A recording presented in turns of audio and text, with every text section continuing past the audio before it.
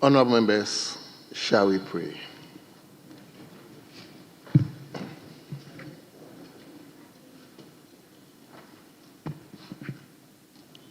Almighty God, we humbly beseech thee to look with favor upon this Parliament of the Republic of Ghana. Grant that it may perform its high duty as in thy sight. Give divine guidance to the President of the Republic, endow members of Parliament and ministers of state with discernment and vision, integrity and courage, that through the labors of government this land and people may be well and truly served, and thy good purposes for the common human life be realized in our midst. O God, grant us a vision of our country, fair as it might be, a country of righteousness, where none shall wrong his neighbor, a country of plenty, where evil and poverty shall be done away with, a country of brotherhood, where all success shall be founded on service and honor shall be given to the deserving, a country of peace, where government shall rest on the will of the people and love for the common good. Bless the efforts of those who struggle to make this vision a living reality. Inspire and strengthen our people that they may give time, thought, and sacrifice to speed the day of the coming beauty of Ghana and Africa. Amen.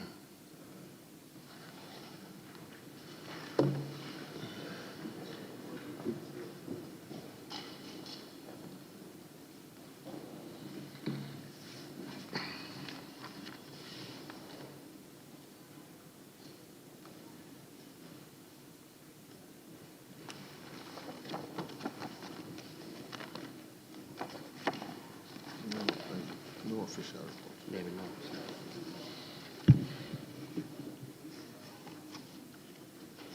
Honourable members, we shall skip item 2. We don't have any message from the presidency. Neither do you have any formal communication from the speaker. Let us therefore turn to item 5. Item 5. Correction of votes and proceedings, and that of official report. Today we have only votes and proceedings, so we will start from page 1. Page 2.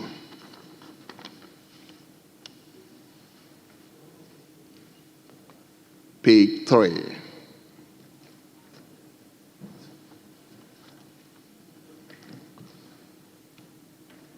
Page 4.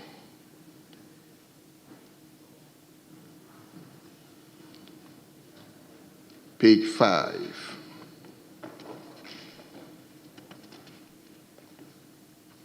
Page 6.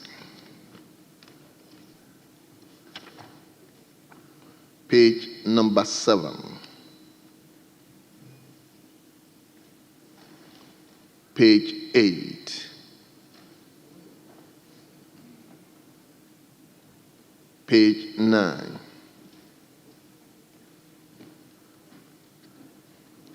Page 10.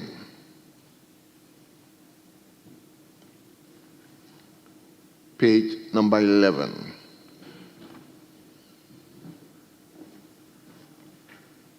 Page 12.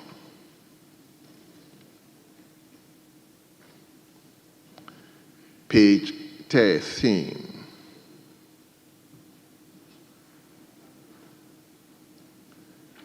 Page 14.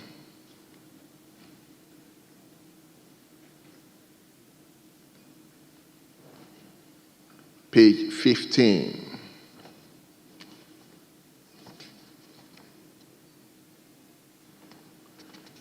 Page 16.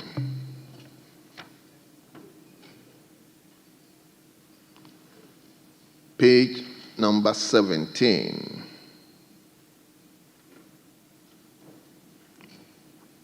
page 18.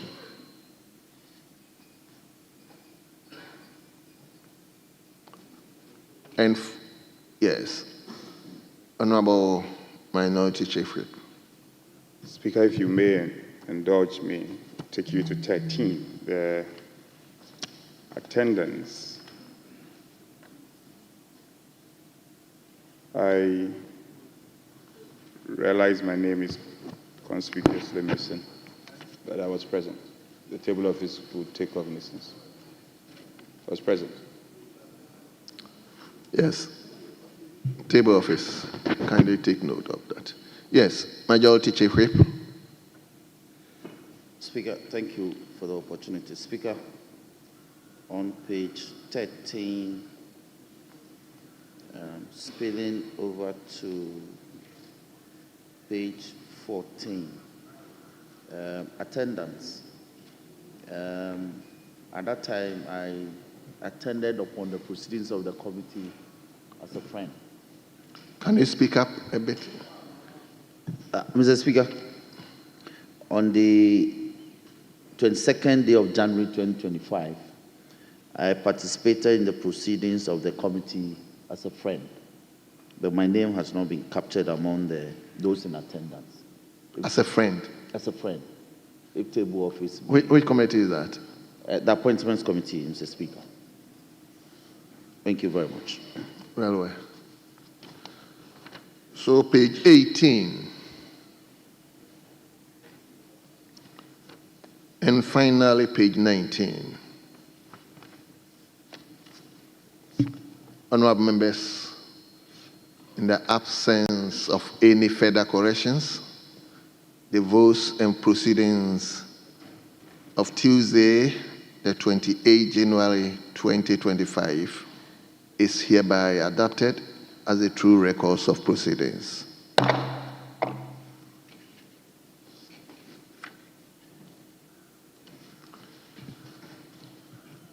Honorable members, as I indicated yesterday, per our new standing orders, we have decided to give a day to the backbenchers. And that day specifically has been made to last Wednesday of the month. So today, we are going to give a lot of opportunities to our newcomers to have a feel of the chamber. So, honorable members, especially the newcomers, feel free and make your contributions as much as you can. We learn from nowhere, and I hope if you start tomorrow, you'll be masters like the Minority Chief Whip and the Majority Chief Whip. So feel free. We are going to be with you. So we are going to start from statements. And yes, my Minority Chief Whip. Speaker, I couldn't agree more with you. But before then, Speaker, if you may indulge me, there are very important matters, and my colleague, the Whip, knows. We have our new MPs and even continuing MPs who have some important concerns. The last time we had Committee of the Whole, and I recognized at that time he hadn't taken office yet. So we were taxed, the finance minister related to us, tasked to undertake some errands in this respect. A lot of work had gone on. We need to apprise members, and these matters, as Speaker has duly cancelled, that these matters should not be discussed at plenary. I want to appeal to my Whip. These matters come clearly under his purview, and we also have a role to play. If he can facilitate committee, if he could help facilitate Committee of the Whole, maybe from tomorrow, then we can brief members, colleagues properly, and also be apprised. We could even invite the finance minister to be here. because Speaker, all is not well with colleagues, and these matters must be dealt with before they get out of hand. So, Honorable Whip, welcome to the office. Yes. Majority Chief Whip. Speaker, thank you for the opportunity. Speaker, indeed, in addition to the matters that my brother alluded to, we have also engaged on some other pertinent issues, in fact, including the completion of the formation of the committee so that the committees can set out to work. So he's aware that we are doing some work in that regard. I agree with his proposal. Today is Wednesday. Tomorrow, the Appointments Committee appears to have a heavy day, and we both are members. We are statutory members. So let me suggest that we hold a committee of the whole on Friday. After business statement is taken, we do that before we proceed to conduct business for Friday. Then we'll see how the succeeding week will look like. So I agree with him. I agree with him. But let's do that on Friday. Yes. Speaker, the new whip is showing signs of promise. And I pray he keeps to his promise. Friday looks like a workable day, except to add that colleagues are also concerned about the composition of committees. And these are matters that really comes under our purview. I admit we have some informal engagement. If we may, let's try so that this Friday, if we can have the first meeting of Committee of Selection to look at the draft at least, so that, experience has shown that more often than not, the first meeting of the Committee of Selection is unable to conclude. So if we have our first meeting on Friday, then we can have the spillover carried over to the next week. Then hopefully Thursday, at least next week, Wednesday, we should be taking the motion to pass the new committee so that colleagues will know where they belong and also to facilitate the business of the House.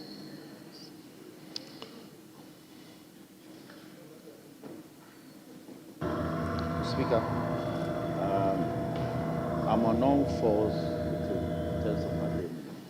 Indeed, also of concern to members is the formation of friendship associations. So all these matters, I believe on Friday, we'll do some work in that regard, and then we'll see how it goes.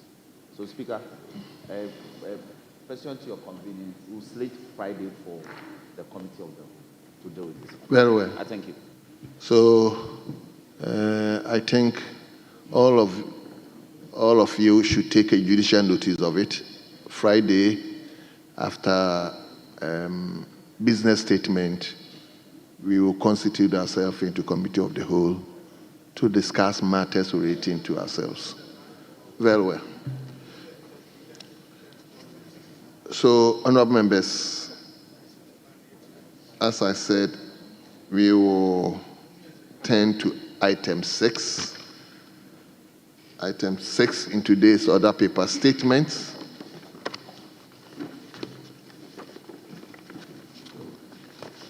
And I believe our first timers are ready for today. I can feel it. So we start the first statement from Professor Titus Kofi Bayo, a member of Parliament for Lambusi, who is going to make a statement on hospital medical emergency care in public places in Ghana. And I think it's very, very, very, very, very timely with regards to what we witnessed here on the last State of the Nation address. Yes, Professor Bayo, you have the floor now.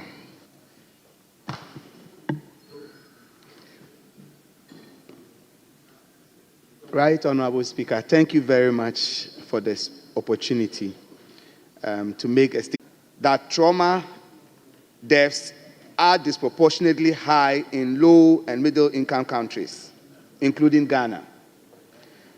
The World Health Organization African region reports that in 2022 alone, more than 37,000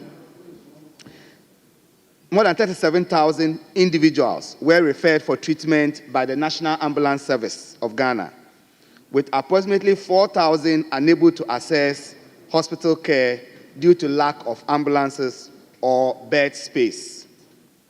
Moreover, Ghana's growing burden on non-communicable diseases, constituting 42% of the national disease burden, contributes directly to pre-hospital emergencies through conditions such as strokes and heart attacks.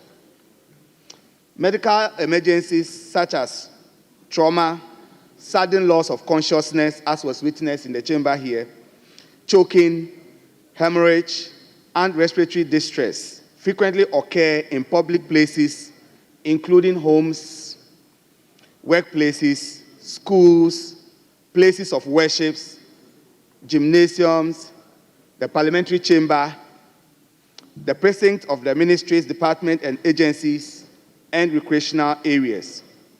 Unfortunately, many lives have been lost in these settings due to lack of timely and appropriate care. This highlights the urgent need for improved pre-hospital emergency care systems. Medical evidence supports the assertion that timely and appropriate care can prevent deaths and minimize morbidities associated with these pre-hospital medical emergencies.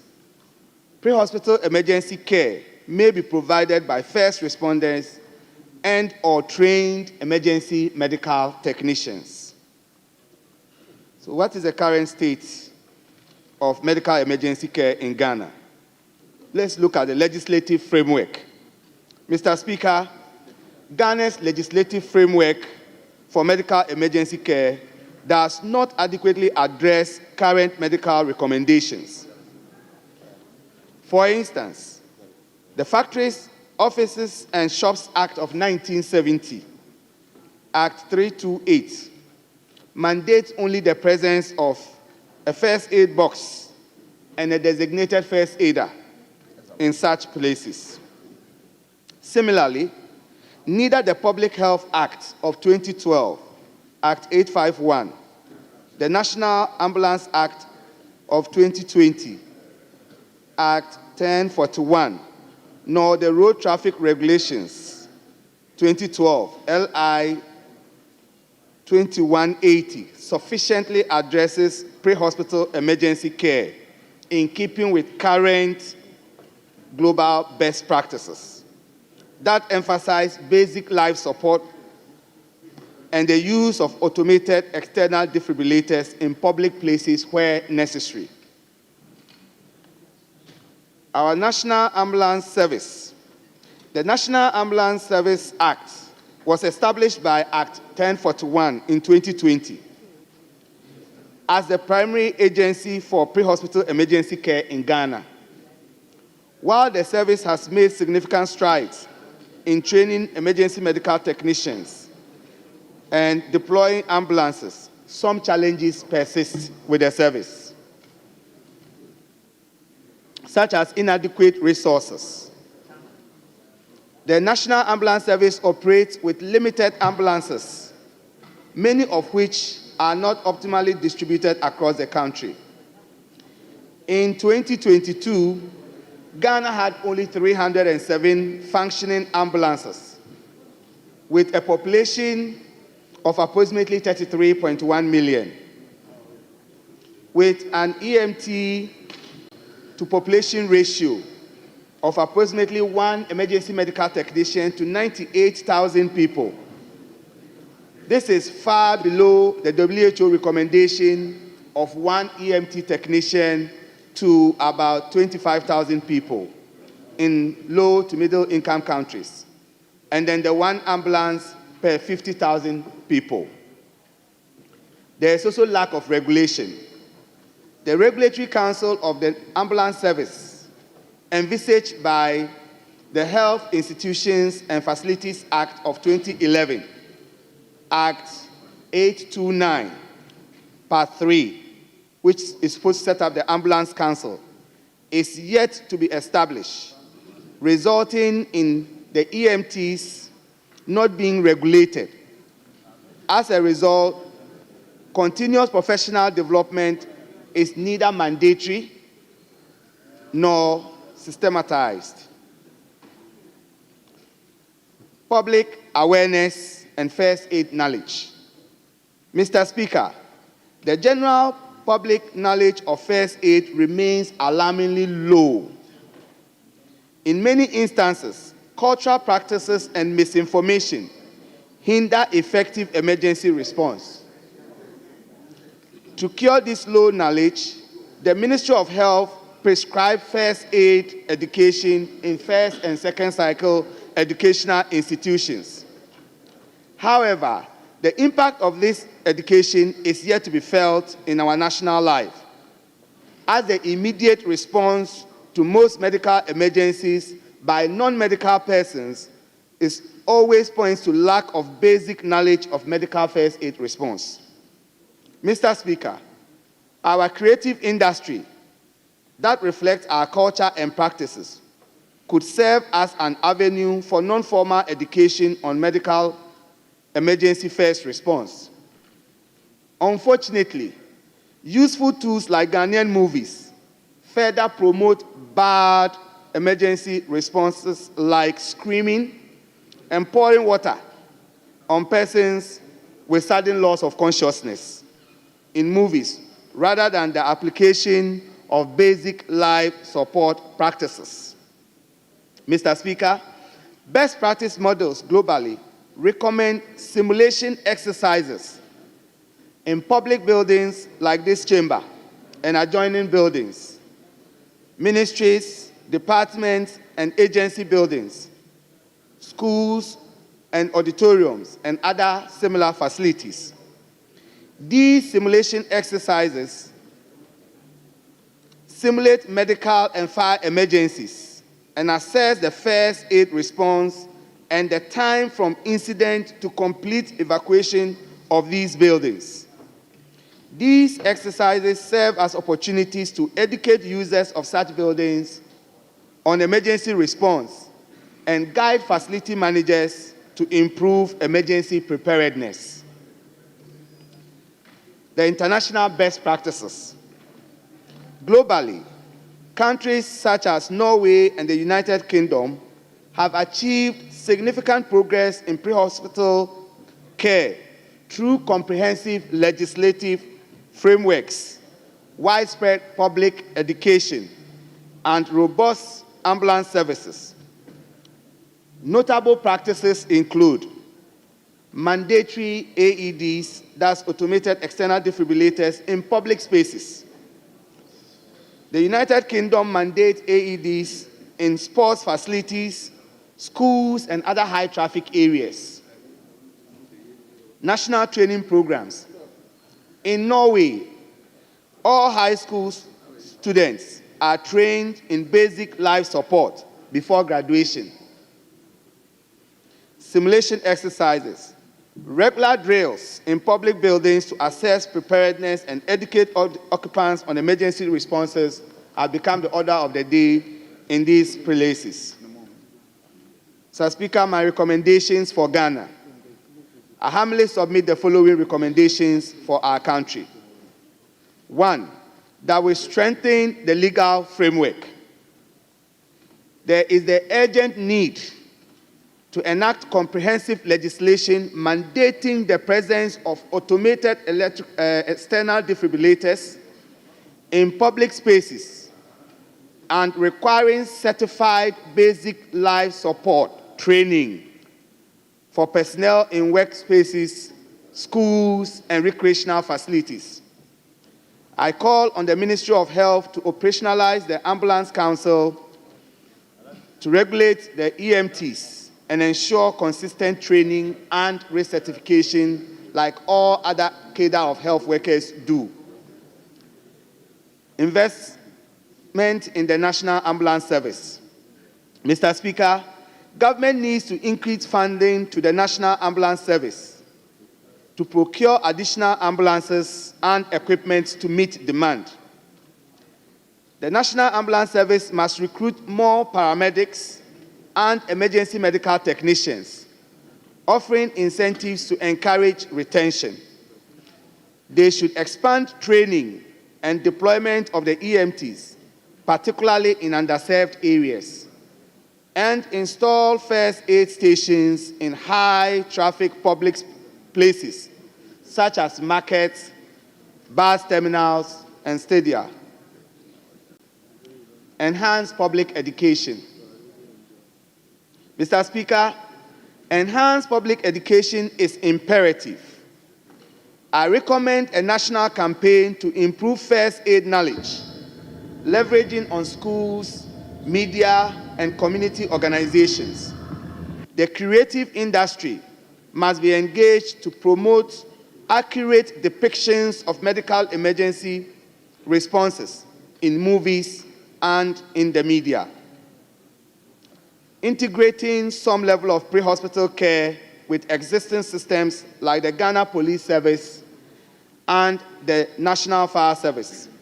Mr. Speaker, there should be the need to encourage both the Ghana Police Service and the Ghana National Fire Service to incorporate first aid responder emergency care or pre-hospital care system in their activities as pertains in other jurisdictions.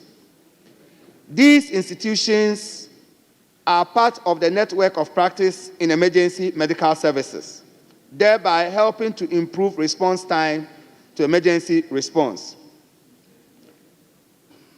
Conduct regular simulation exercises. It is important to introduce mandatory simulation drills in public buildings to test emergency preparedness and educate users on evacuation procedures and first aid responses. In conclusion, Mr. Speaker, pre-hospital emergency care is a shared responsibility. The survival of an individual during a medical emergency often depends on the actions of the first responder, who could be a passerby, a colleague, or a family member. By strengthening our legal framework and investing in the National Ambulance Service and educating the public, we can save countless lives and ensure a safer Ghana for all. Let us act decisively to make pre-hospital emergency care a priority in our nation. Thank you very much, Mr. Speaker. And let me also thank the good people of Lambuse for giving me the opportunity to be in this chamber. Thank you.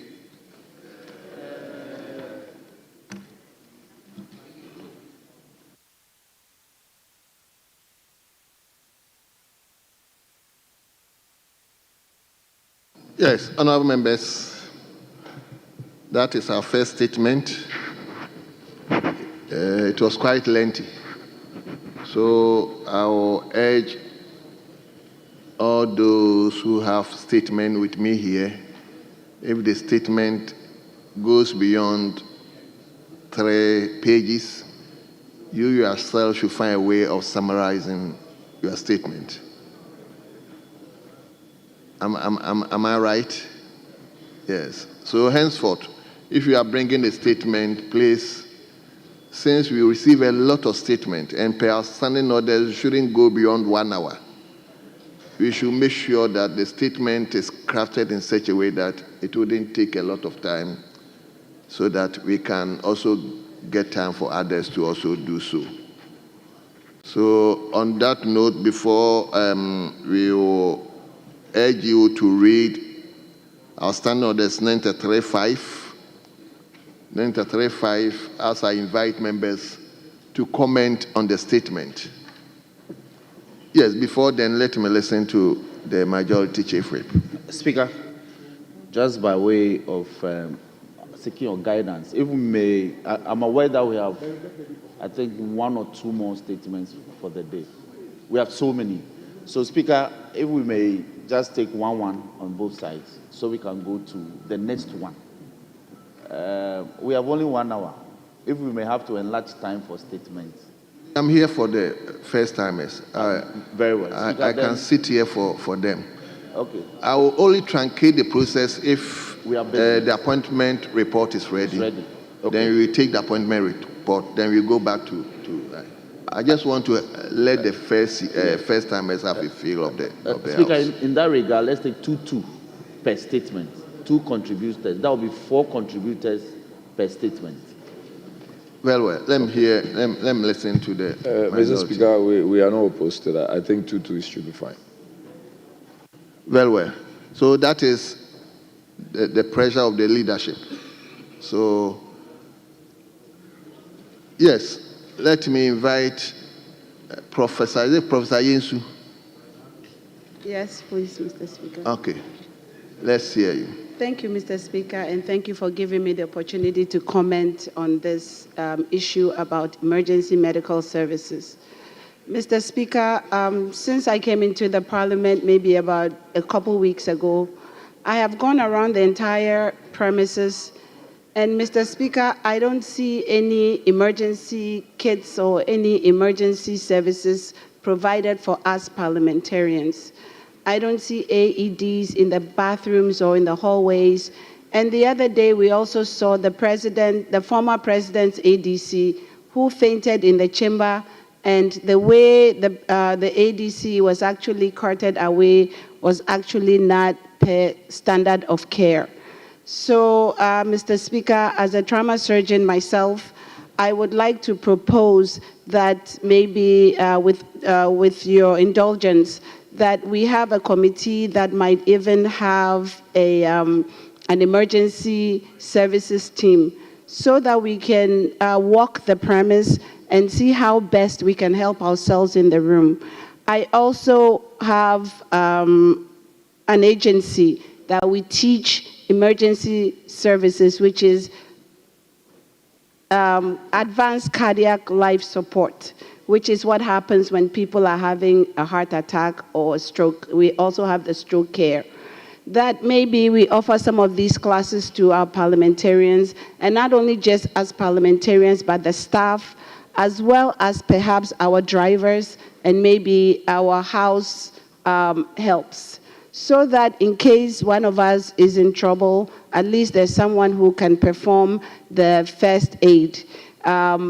Proper first aid leads to decreased morbidity and mortality, and all the studies have shown that. So for me, I'm concerned that we don't have those services available, not even an AED in any of the hallways. Should any one of us in this room have an emergency situation, I think that we probably may not make it to the nearest hospital. So we really need to look at that for us in this chamber and all of us in this House of Parliament. Thank you, Mr. Speaker.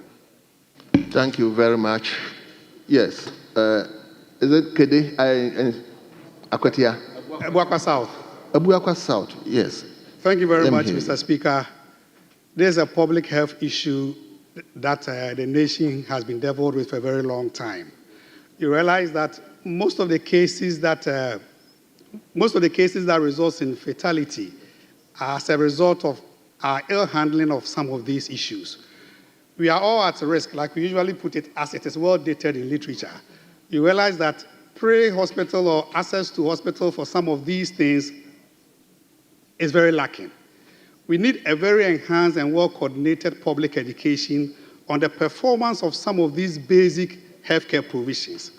I want to believe that it was in relation to this that the elsewhere administration of the MPP began the process of procuring an ambulance for every constituency. This was to increase access to healthcare, because before the MPP came to power, ambulance administration was not something that was quite popular. Let's grant it without admitting that this was just a mantra. I want to believe that all of us are at risk. If you go to my constituency now, the ambulance may not be fully functional. I want to direct to the new Minister for Health that one of the key strategies to strengthening health systems has to do with pre-emergency issues.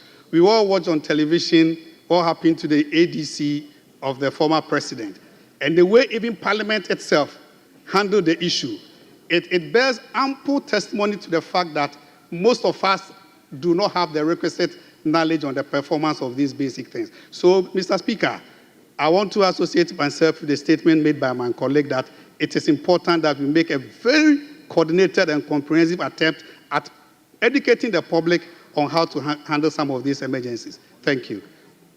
Thank you so much, my brother.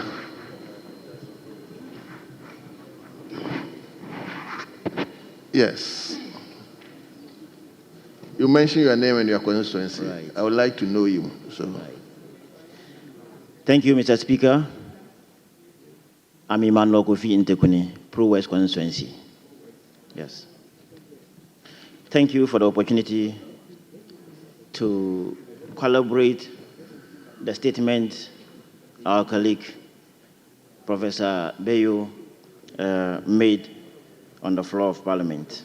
Indeed, pre-hospital care is a very important aspect of public care. And if serious attention is given to this aspect of healthcare, it's going to reduce mortality rate drastically. Conditions that are not supposed to result in death end up in that case because response time to emergencies is very critical. Most of the emergency cases, early recognition and early response to those emergencies will end up averting the situation. What we often see is poor management of the emergencies that we usually come across. And this is due to lack of public knowledge about minor way of handling these cases. In fact, Mr. Speaker, it will interest you to know that most of the emergency cases do not need serious medical equipment or drugs. It's just simple maneuvers that will help to bring the patient back to life. Mr. Speaker, when I came here, the first day of our orientation, I happened to chance on an emergency case. And it was epistaxis, nosebleed. One of the staff here bumped into a glass and then started having nosebleed. And I was the only health professional around. And luckily, I knew how to handle this case. And it was properly handled before the medical team in the Parliament came and then took over. So, Mr. Speaker, it's very important that the public should be educated on how to manage these things. First aid training, especially for parliamentarians, is very important because we also have our relatives, our kids at home. Minor cases like choking and other things can be managed by us. So I urge the leadership of the Parliament to institute something like first aid training for all the parliamentarians. I thank you very much for the opportunity. Thank you very much. What is your background? Health. What is your... I'm a physician assistant. Physician assistant. Okay, very well. May you put off your microphone. Okay, good.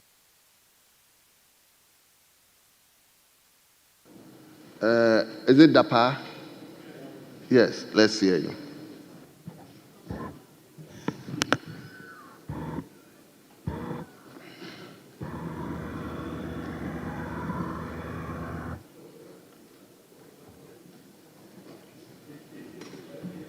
Thank you, Mr. Speaker. I want to talk about health.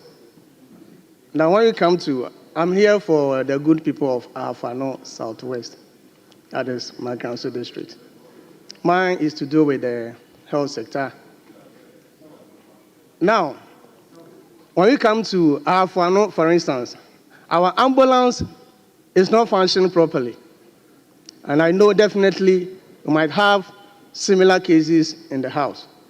So I may urge the new health minister, once we've done it before, across, we set a very exemplary life by giving or issuing every constituency one ambulance. And I'll be happy if there can be additional one ambulance to every constituency.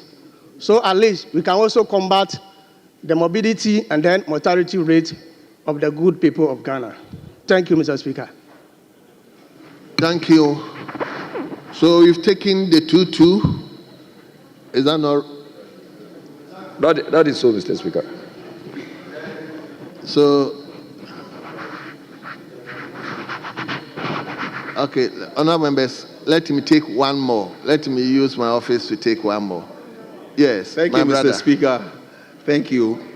My name is Philip Fifi Bachman, Kwesimintim constituency. Kwesimintim, okay. Yes, Mr. Speaker. Just brief. Mr. Speaker, I would want to commend the maker of the statement. He's done very well by bringing this to the attention of the House. I would want to add, Mr. Speaker, that our various educational institutions, especially the basic schools, should be made to have these as part of their curriculum, so that if we catch them young, knowing about some of these basic, pre-medical or pre-hospital, treatments, we wouldn't have issues carrying people to the hospital before they are treated. And also, our chief's compounds would have to be well-resourced, if so is done, because they are the basic points where if somebody has these minor ailments or sickness, they would want to go before they are referred to the hospitals. And lastly, about the ambulances. Yes, the good people of Kwesimintim constituency, Mr. Speaker, do not have ambulance. It is Efia Kwesimintim. And if you go to the hospital, you have one. And even the ambulances, to be able to access an ambulance, sometimes you would have to be called upon to provide for, fuel. So we will humbly pray that we take these, one, educational institutions, two, we make sure that our chiefs compounds are well resourced, and three, we make sure that in as much as we have provided ambulances, we provide the necessary logistics for them to be able to perform effectively. Thank you, Mr. Speaker. Thank you. Then let me take the last one from Manson Kwanta. Thank you, Mr. Speaker, for the opportunity. Mr. Speaker, I want to add a few words to the statement made by my honorable friend. Mr. Speaker, the essence of pre-hospital care is to ensure timely and efficient life-saving medical assistance to humans. Mr. Speaker, if you look at the current setting of our country, you could have, let's say, one district with several towns that has just one ambulance, for instance. So if there are different emergencies happening at different locations, in my constituency, which is Manson Kwanta, we have about 70 towns with one ambulance. So emergencies, this is where the medical drones come in to assist. This is where the medical drones come in to assist. So we thank His Excellency for such a brilliant idea. Mr. Speaker, what I will add is we should look at similar ways to address this big issue. Some of them being mobile clinics. So like I said, some of these districts, wide in nature, not easy to access, we should have some mobile clinics across. We might not have all the resources, but at least some satellites across to be able to address and handle emergencies. We should be able to have some digital records such that a health officer somewhere can easily access the records of another person in a remote area. It shouldn't always be by physical means, because sometimes it is just not possible. So, Mr. Speaker, we should look at technology in addressing these, especially in our rural areas. And I believe this will help us to some extent, address the issue of pre-medical health, which is a big issue in our country. I thank you, Mr. Speaker, for the opportunity. Thank you. Thank you very much. So we'll bring... Yes. Speaker, just to seek your guide again on this matter, are we including leadership in the numbers per each statement? I'll leave it with you if you want to say something. Yes, are you minded? Okay. My position is that today I want to give it to the first timers. Okay. So if even you are here, you are a second timer or third timer, you have a statement with me, I will not give you the opportunity. I'm giving the opportunity to only the first timers. So if I had my own way, even leadership, you exclude yourself so that we get the opportunity for. Speaker, all good. It's just for the guide. Okay. Yes. Thank you. Very well.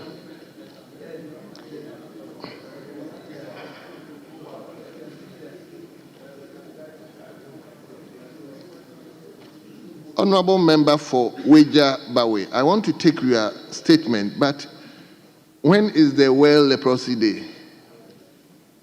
Mr. Speaker, it was on the 26th, just this Sunday. Okay. Yes. So we can take it. Yes. So I'll give you the opportunity to make the second statement. Speaker, just for your guide again, but the honorable member for Wijagbo, it's not a member of the backbench. He's a first timer. But he's a first timer. By virtue of his position, the standing orders are very clear that even if you are a first timer and by virtue of your position of leadership, you no longer belong to. but we are guided, Mr. Speaker. Very well. So can we waive that?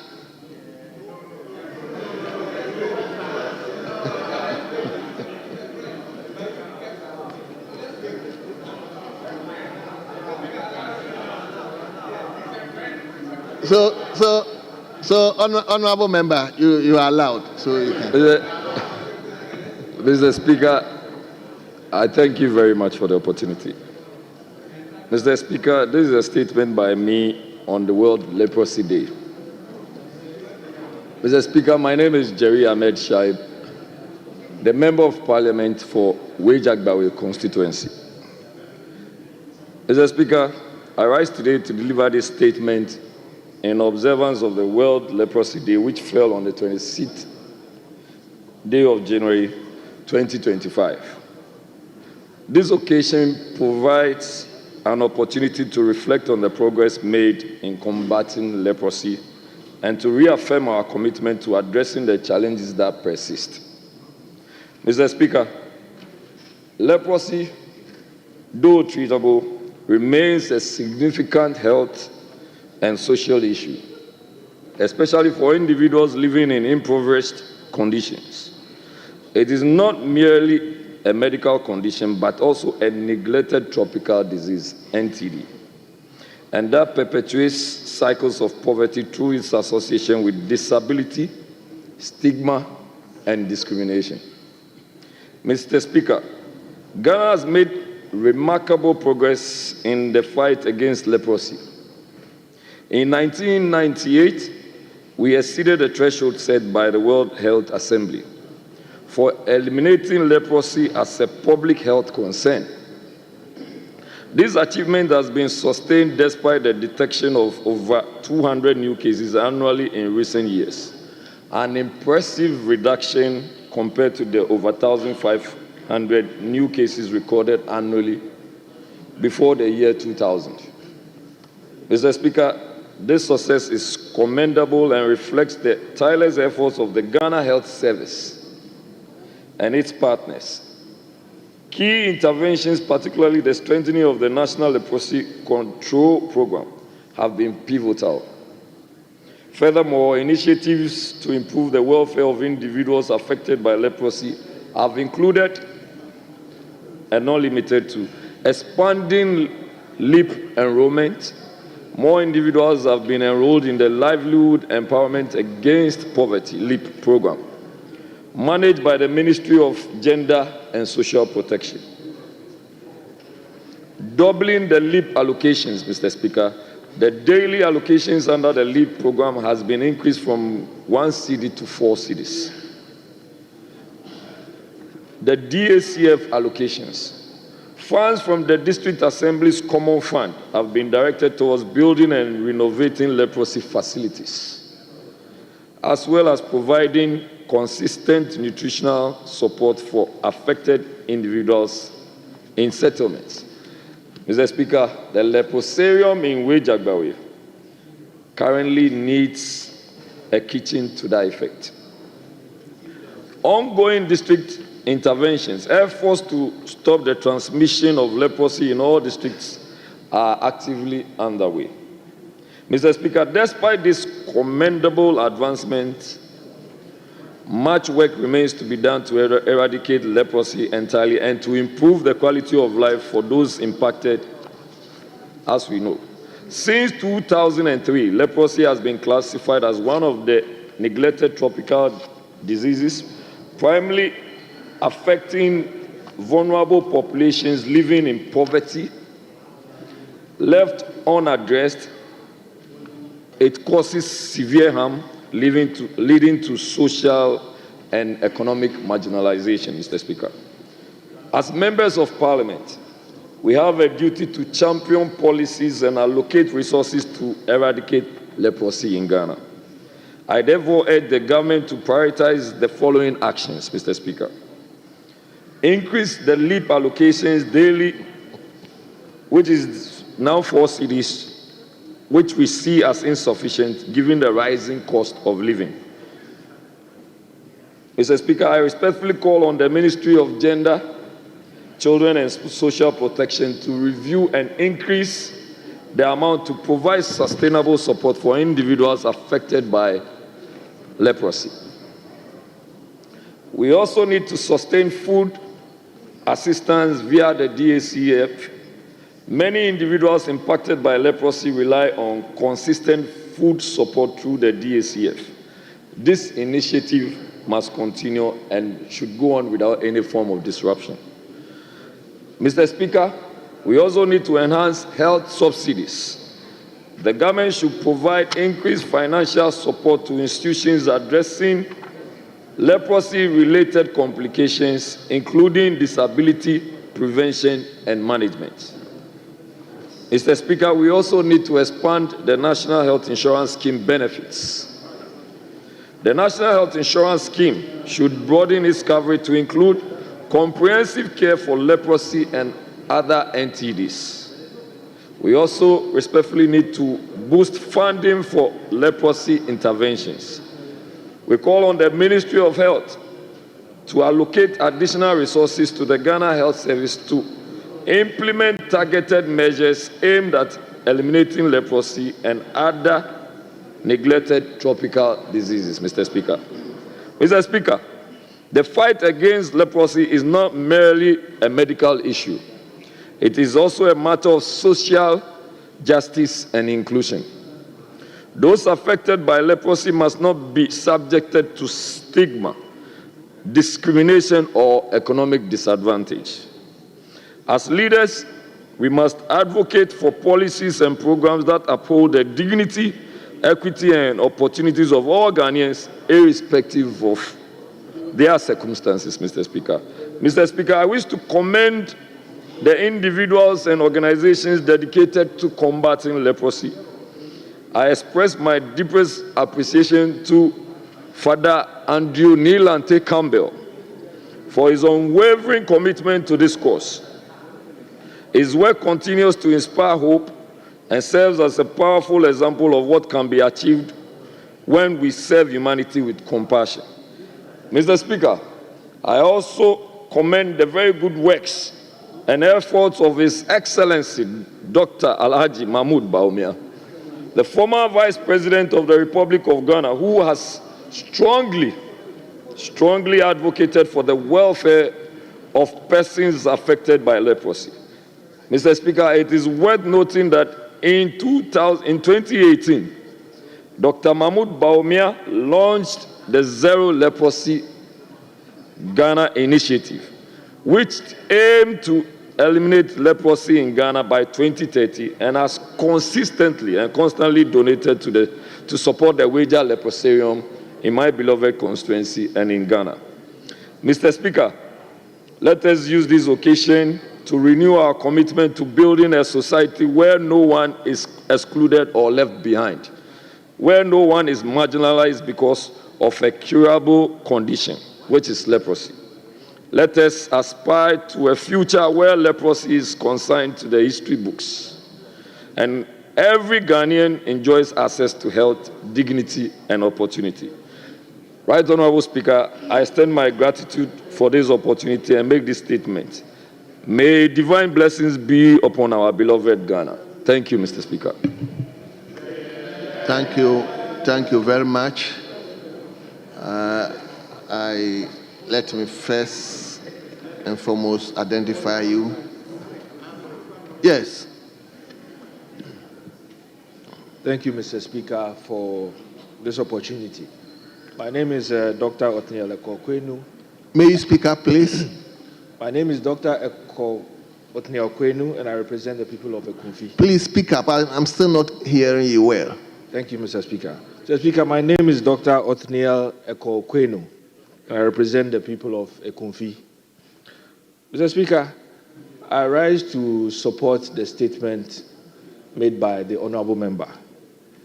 Mr. Speaker, in my submission, I would like to dovetail a bit more into the world of people living with disability, not only for those with leprosy.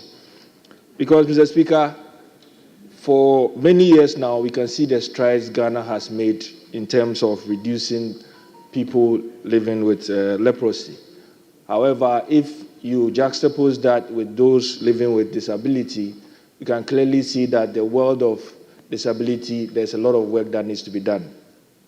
But I'm particularly excited with his submission, especially on the allocations that are being made on the LEAP program, as well as the benefits that they get in terms of the amount. Considering today's cost of living, which is very high, I think the 4 cities, it may even be worth to even consider increasing it a bit more.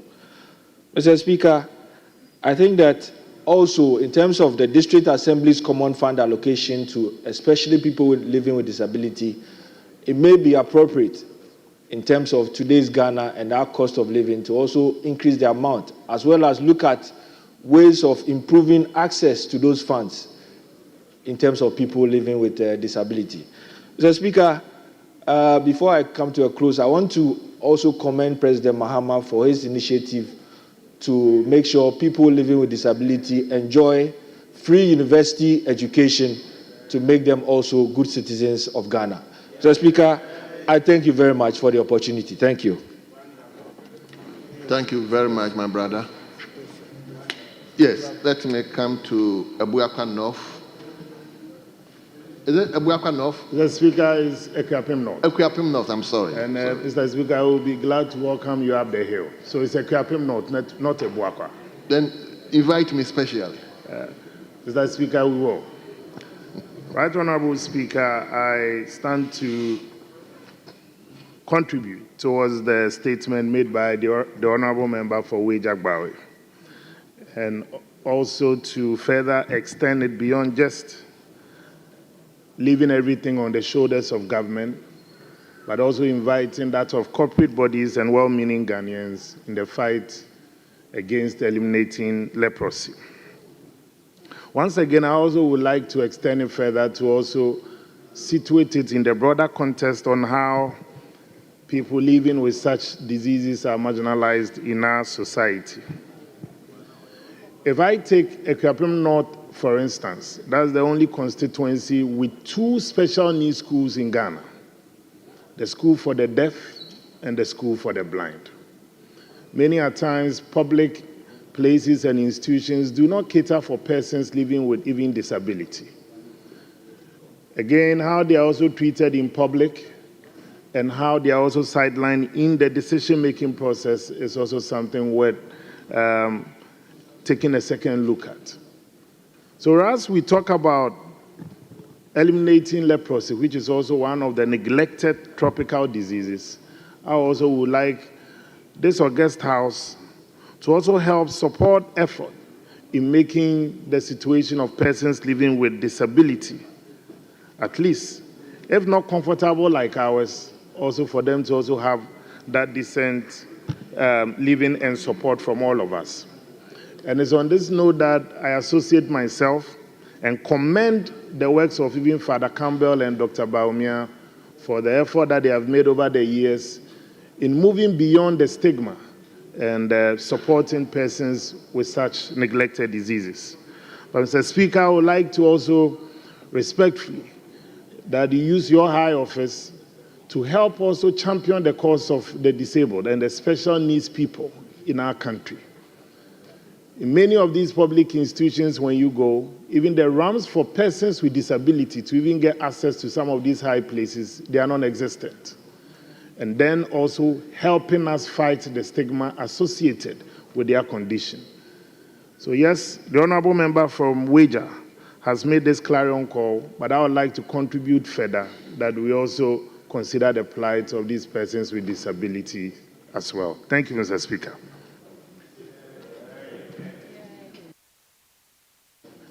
Yes, Professor Bayo, you have spoken. Let me give the opportunity to the gentleman. No. Thank you, Speaker.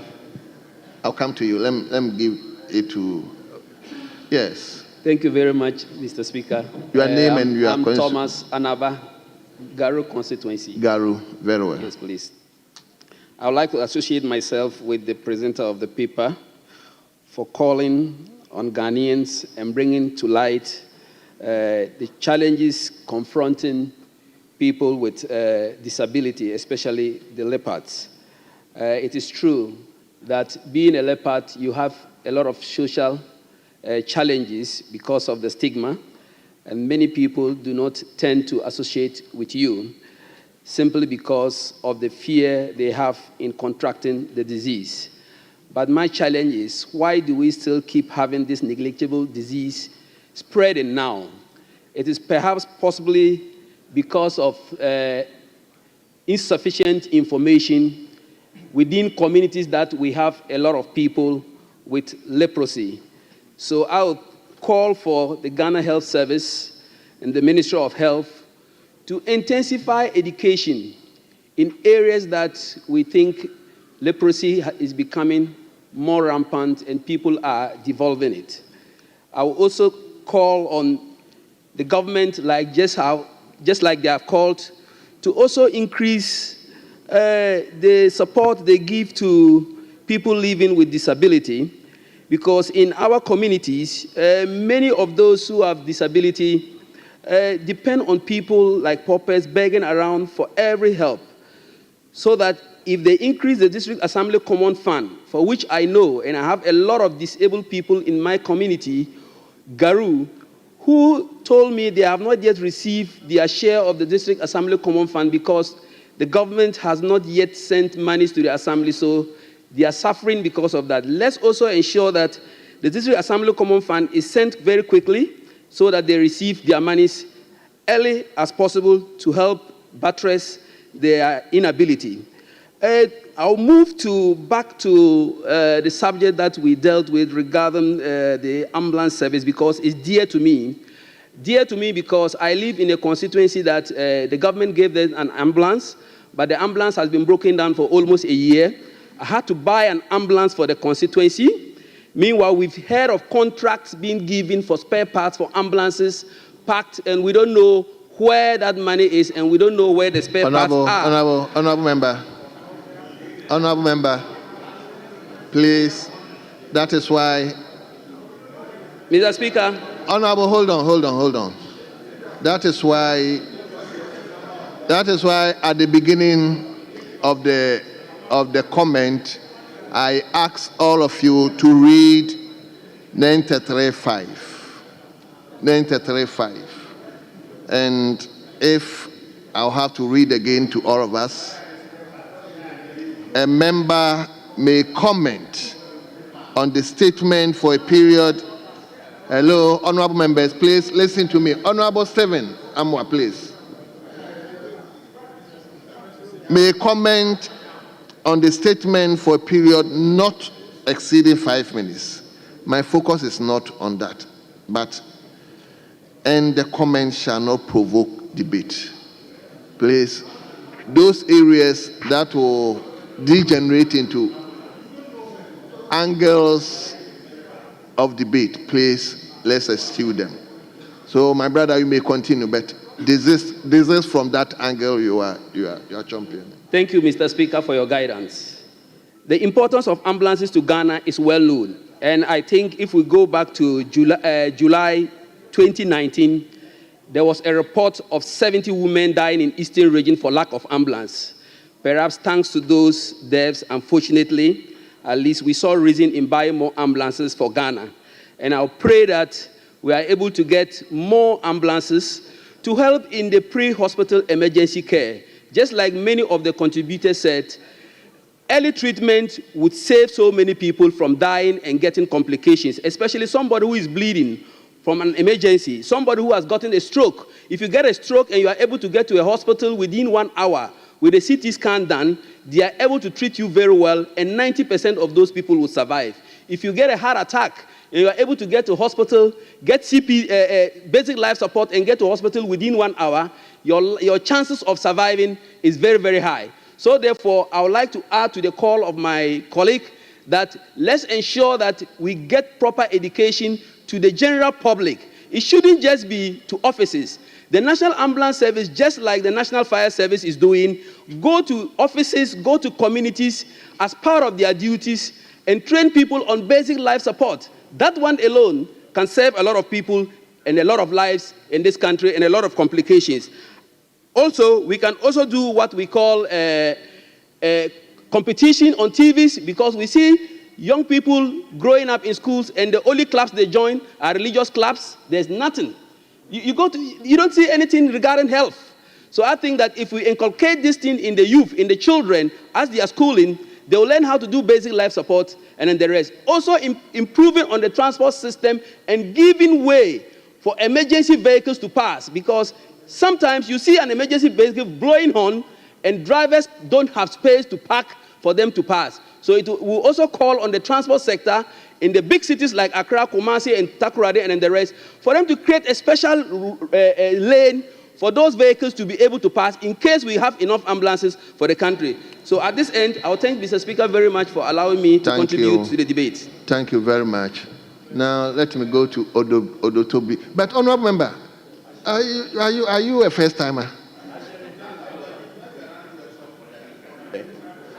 The speaker made it clear that we should all be part of the first timers. And Mr. Speaker, I have an interest in this statement. Okay, you let me finish. Thank you. Honorable members, as to whether a former leader can be classified as a backbencher, I mean, we all live to see. Yes, honorable member for Dotobli. Thank you very much, Right Honorable Speaker. I associate myself with the statement made by Honorable Member for Weja Bawe. Mr. Speaker, from the statement and from what I personally know, a lot is being done And for that, I commend the Ghana Health Service, together with all individuals, ensuring that this disease would leave our land, eradicate leprosy. I also commend them for the gains they've made in terms of monies being paid, etc. But then there's one aspect regarding people with disability that is being disregarded.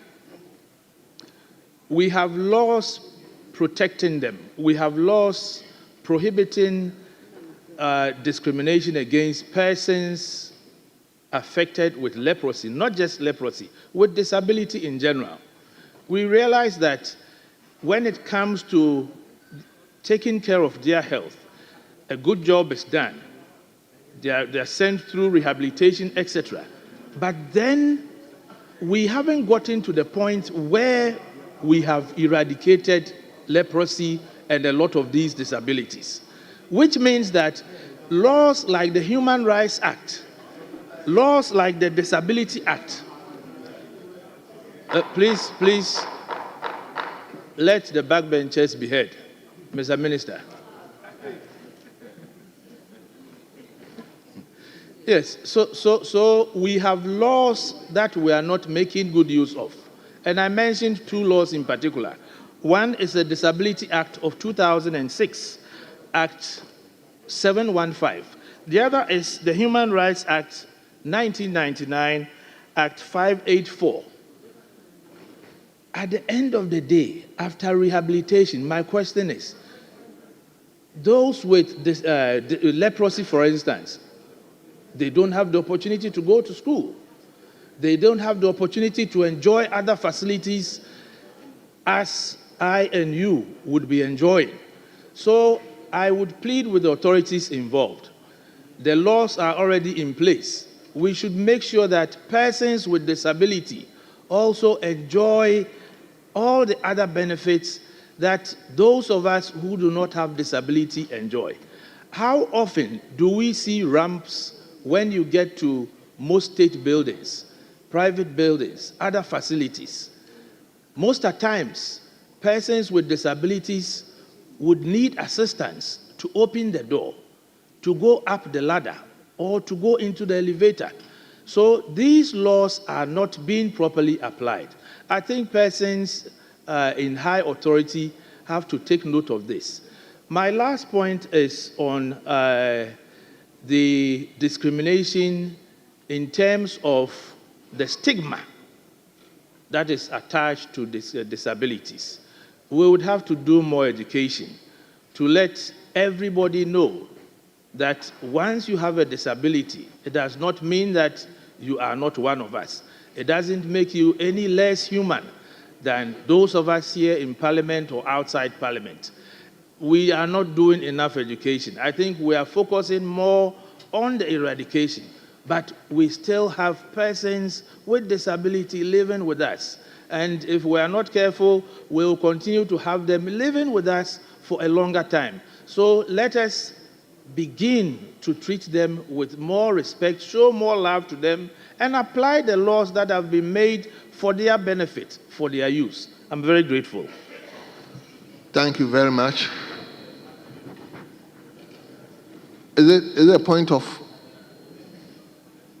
Mr. Speaker, it's a matter of concern, and I want to draw your attention to it. You saw it yourself, but maybe you want to gloss over it. After the induction, especially the new members, they've been taking through orientation as to how to conduct themselves when they enter the chamber. We had a second timer just cross in front of the maid. Mr. Speaker, like he's cross carpet. And this is not the first and the last time. So if you don't enforce the rules, people will take it for granted that it's a normal practice in this house. Mr. Speaker, it's unacceptable. So if he has crossed carpet, he should announce it so that we'll give him a seat over here so that we'll conduct a by-election. A second timer, you know, when they come and they are given ministerial position, they spend all their time at the ministry. They don't learn the rudiment of parliament. This is not the embarrassment they are causing everybody here. And Mr. Speaker, you saw it, and you were not happy with it. So let's begin apply sanctions.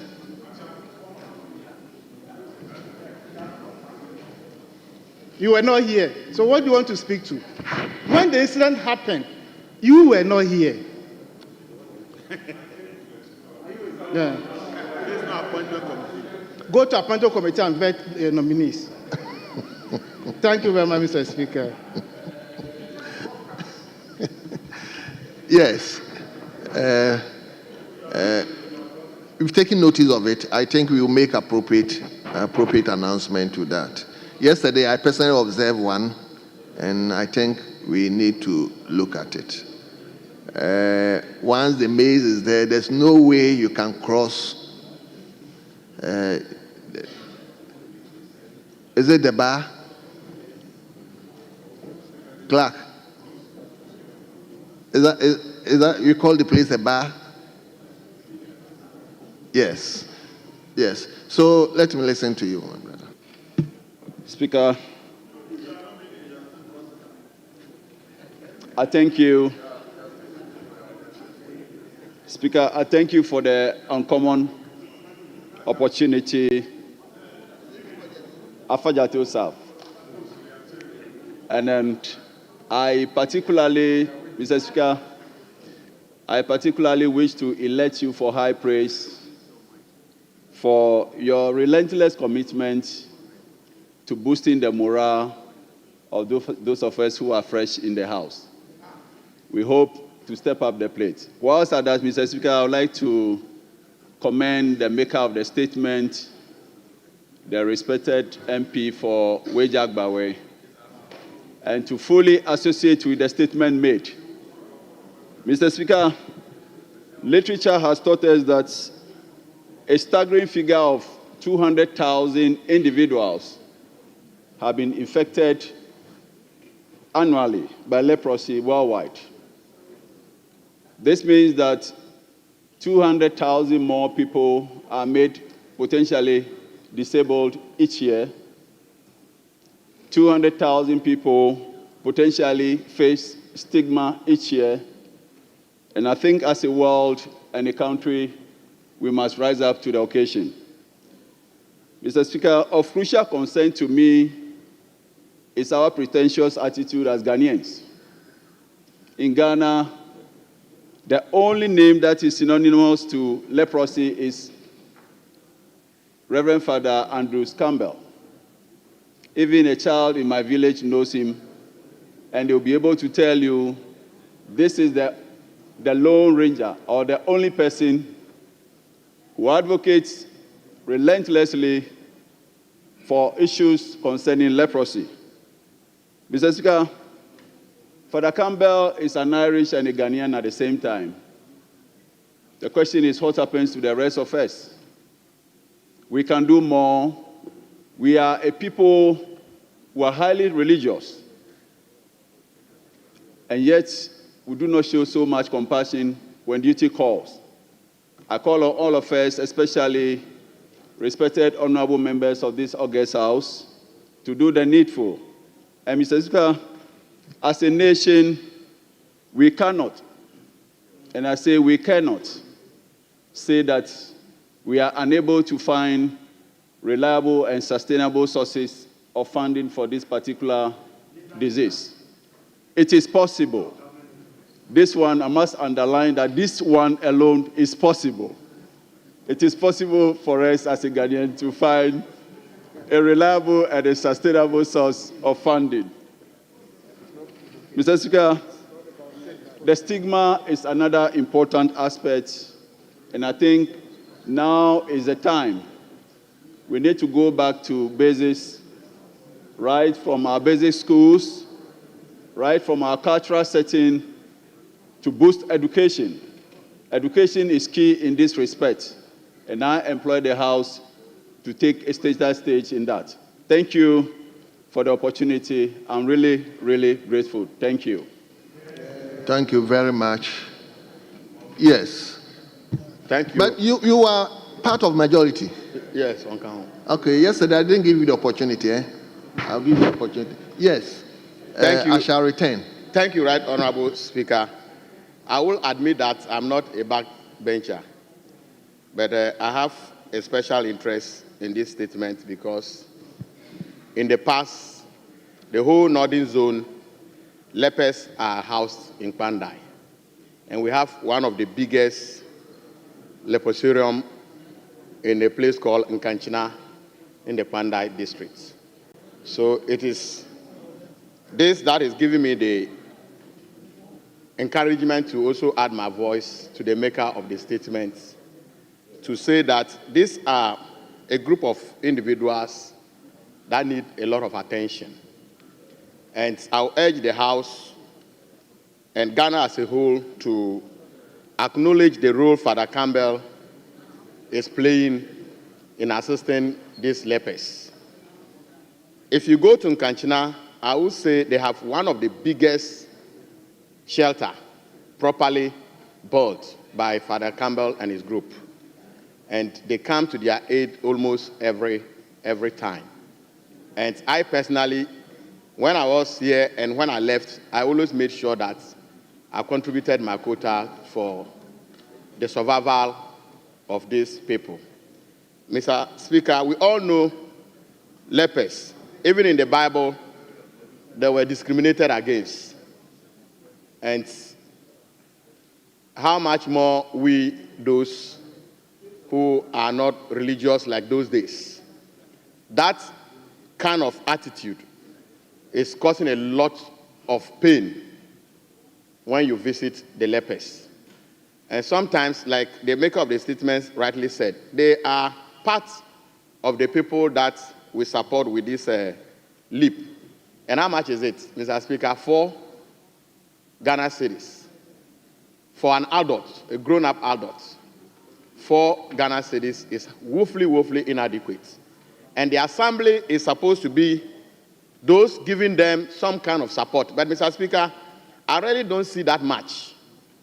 I don't see that much. And I will wish to place on record that we all make a call, a big call, to the district assembly to try as much as possible to take care of these lepers. Else, sometimes when you visit them, their cry is just too much. And like the maker of the statement also rightly said, the health insurance scheme, they should try as much as possible to extend whatever assistance they can when these people are ill, so that they can easily access the various hospitals that are available, free of charge, because they cannot do anything for themselves. Absolutely nothing. Sometimes when you see them, they are completely off. They cannot hold anything important. So individuals like this, if government don't come to their aid, it will be very difficult for them to survive. On this note, the maker of the statement, let me thank you once again, and thank Mr. Speaker also for the opportunity to add my voice to this statement. I'm most grateful. Thank you very much. Honorable members, I think the invitation is to all of us. We are all invited to champion the cause of disabilities in general.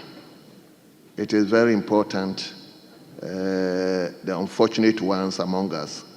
Let's show love towards them. I think in this particular circumstance, let me mention one of us, Honorable Crementa Park, who has taken it upon himself to champion disability cause. So let's help him, and let's help all other members we come across who are disabled. I think we will have our blessings from that. Thank you, Honorable Member for Weja Bawi. So, Leader of the House,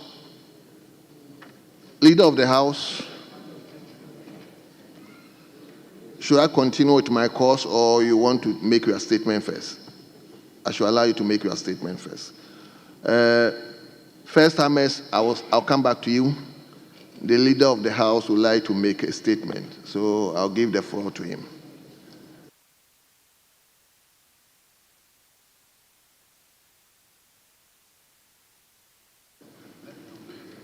Thank you very much, Right Honorable Speaker.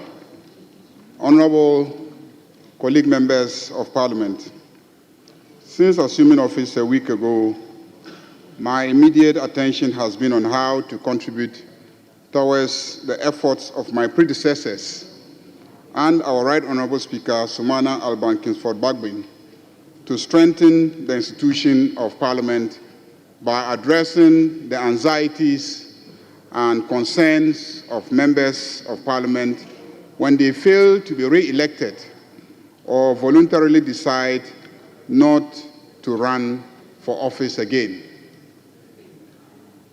An institution is as strong as the individuals who populate that institution.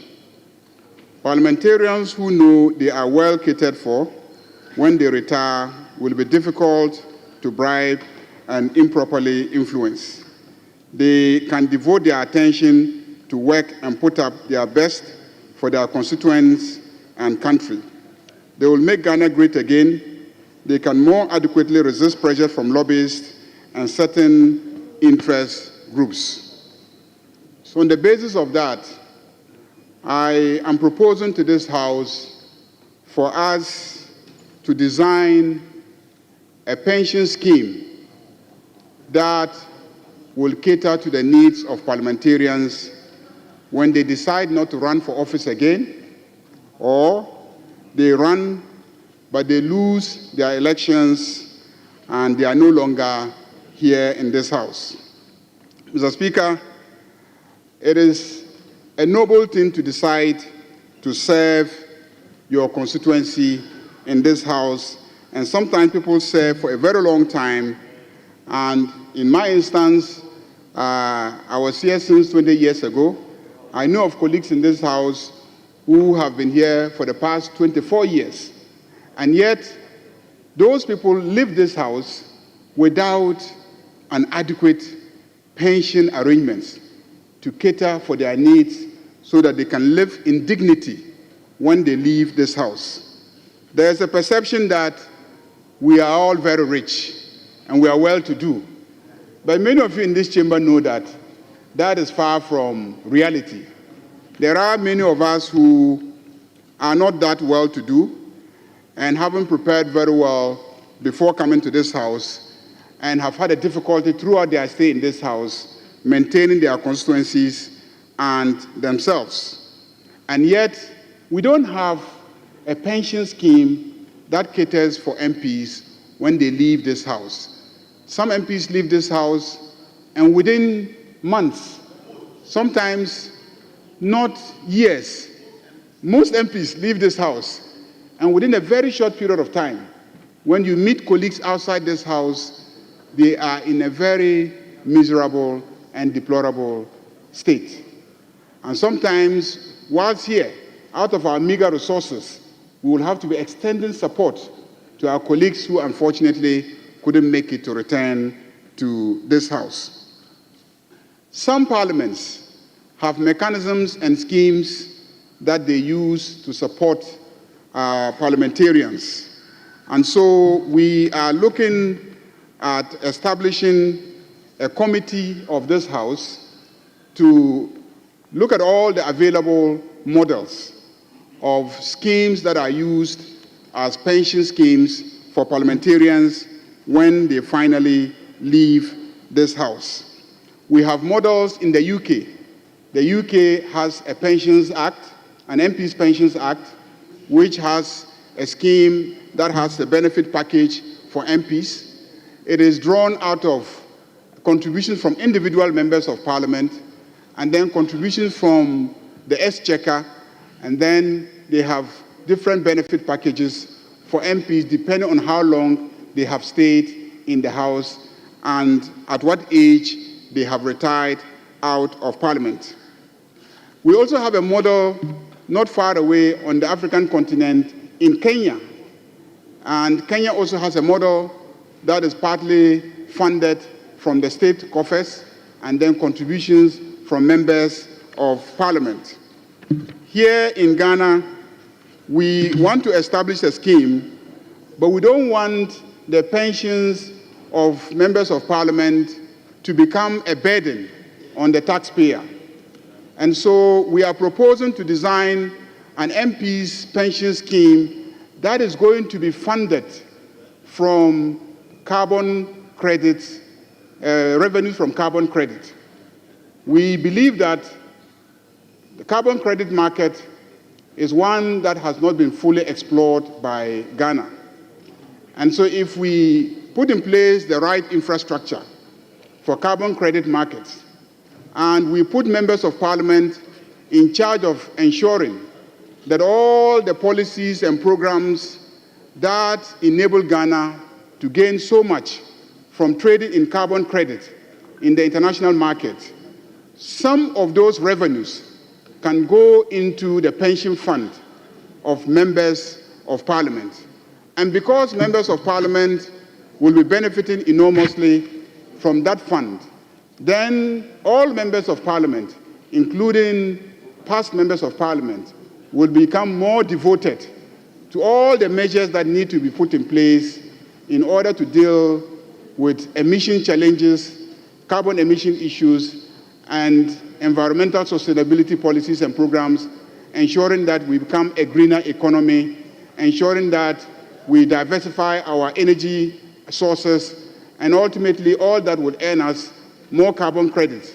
And in the process, we'll be gaining more money from the carbon credit revenues, and then with our commitment to put some of it in the pension fund of members of parliament, parliamentarians will be able to retire on a very decent pension.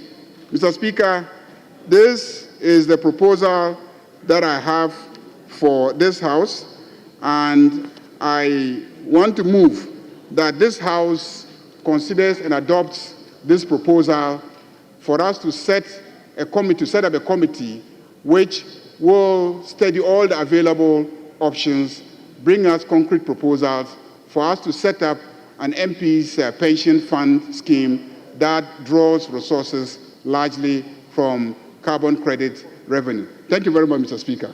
I so move. Thank you very much, Leader of the House.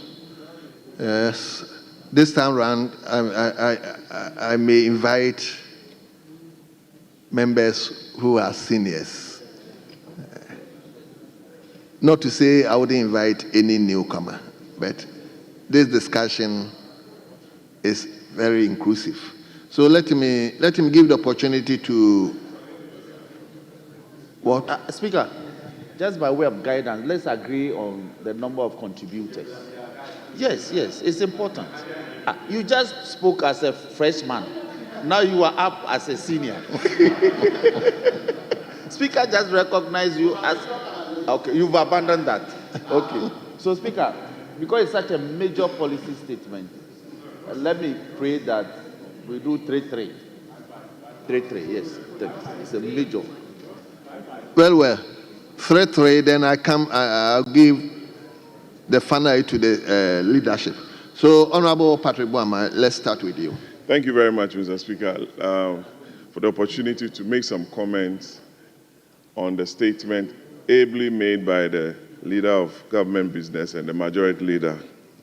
Mr. Speaker, it's a good call from the Leader of the House for members to continue to discuss issues about their pensions. Mr. Speaker, in his statement, he rightly attributed the fact that the public out there believe that members of parliament are rich.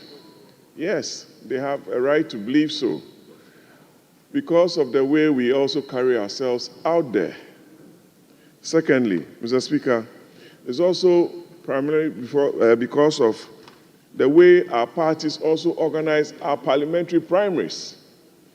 The kind of resources we are able to marshal and mobilize to go and win primaries, the distribution of items, also gives credence to the fact that we are a rich class. Mr. Speaker, we also need to watch that. Mr. Speaker, the public doesn't even know that the car loans we take are deducted from us, our salaries, and our source, and that we make the right contributions towards the cars that we drive, and that the Member of Parliament pays his or her driver, and it comes from the same salary, unlike other Article 71 office holders who enjoy all those benefits, Mr. Speaker. Mr. Speaker, the public also don't know that some MPs, right from day one, mortgage their salaries or their earnings, take facilities to undertake some of the projects or developments within the constituency. It is clear and must be known. Mr. Speaker, the leader has proposed a scheme based on the UK Pensions Act or scheme for members of parliament, and also he's thinking on the lines of the Kenyan model. He's also proposing that we look at carbon emissions or carbon credit to fund ours. It's a matter of policy for the government to decide whether the government is going to support this policy, because to trade your carbon is a matter of the executive taking that decision. We as a House cannot on our own take that decision. It has to be a proposal from the leader of government business, who is not a minister of state, and I recommend that the President Mahama makes him a minister of state. He has done 40-something, so adding Honorable Ayariga as a minister to carry that weight to present a proposal on behalf of members of parliament to his cabinet to enable us have that backing of the executive to be able to trade in carbons to fund our pensions. Mr. Speaker, you know, former colleagues will come to you and ask for, I don't want to mention the amount, 200 cedis to buy their medication. You'll be surprised. And it's a very important call. We've been talking about these issues, but the action ought to commence now. And I'll commend the leader for making this very important statement, his maiden one and a weighty one as such. And I wish him the very best in the roadmap. Thank you. Thank you very much. Yes. Let him give it to Honorable Samson. Thank you very much. This time I haven't heard the voice. Thank you very much, Mr. Speaker, for the opportunity to contribute to what the majority leader has put forward. And I want to, first of all, commend him highly. I can see that he's ready to work. Because for him to come out with this laudable proposal, I only pray that he has started very well. God will be with him to continue so that he will take care of the condition of honorable members. Mr. Speaker, if you look at the Article 71 groups, the judicial people, when they go on retirement from the High Court, Appeal Court, to the Supreme Court, they all go on retirement on their salaries. As soon as a High Court judge is appointed, the state hired a driver for him, provide him with fuel, and so on and so forth. But same cannot be said for members of parliament. You are elected as member of parliament, and you have to employ your own driver, pay him or her from your meager salary that is given to you. When you go on retirement, you are at the mercy of God. How you survive, nobody cares. Mr. Speaker, so I think that this is very, very important, and it is timely that we look at this thing critically. And I'm sure former MPs who are here, from time to time, our former colleagues come to this parliament, and you see their situations, their conditions, very horrible. Some of them even manage to buy their daily drugs.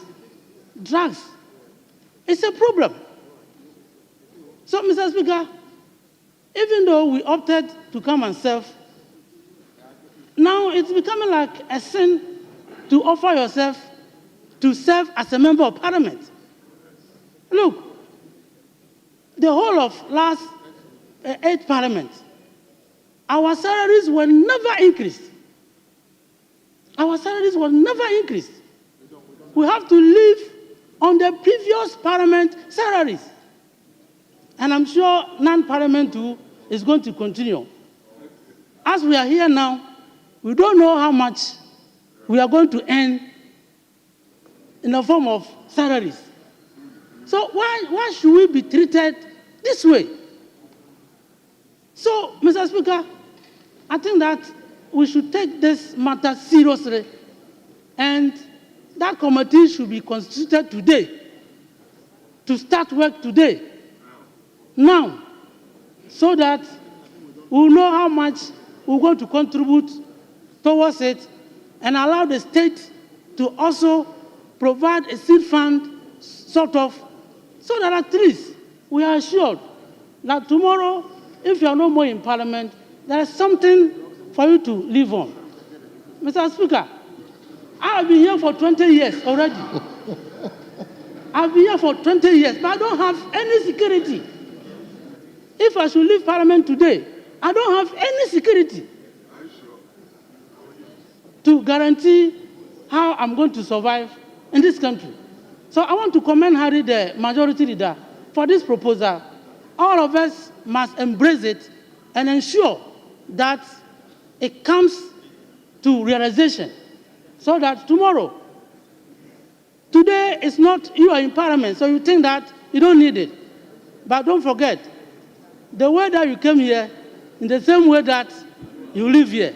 So let's all come together and then support this proposal so that tomorrow, when we are not more in Parliament, we can also get something to survive on. So with these few words, Mr. Speaker, I want to thank you and thank Majority Leader for this proposal. Let's all welcome it and accept it and support it so that at the end of the day, we have something ahead of us when tomorrow we are no more members of Parliament. Thank you for the opportunity. Honourable members, I saw a lot of people trooping in. Is it because of the topic? This gentleman just came in and he is on. Okay, you hold on. I'll come to you. But please, let's be guided. We are an arm of government. Let's fight for our own. It is better than to try to insinuate to other areas. Let's please focus on our path. Let's focus on our path and probably fight for our own. Yes, I'll come to you. Let's give to Honorable Kwaku. Well, thank you, Mr. Speaker. I think what the majority leader put across isn't a proposition anybody would want to oppose. And when I listen to members who have spoken to his statement, we all agree that some form of pension scheme would be good for members of Parliament. When the majority leader spoke, he did make reference to a committee, terms of reference, any reference to carbon credit, so that when a committee sits with the executive, they will be able to give us a way of financing it that is fair and that is consistent across the public sector. I thank you, Mr. Speaker. Thank you very much. Yes, let me give our mother.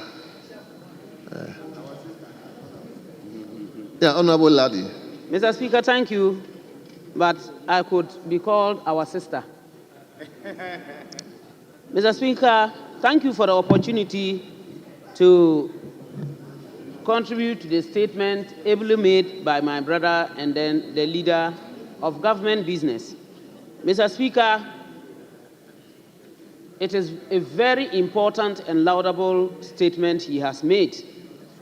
And just as earlier commenters might have said, when you sit here, you actually do not see the situation as long as you continue to be an MP. It is when you meet some of our colleagues that reality will dawn on you. Some have actually died out of poverty. Some have had certain issues that are such that they cannot even come back to this house to complain. And one of my colleagues across the aisle said it.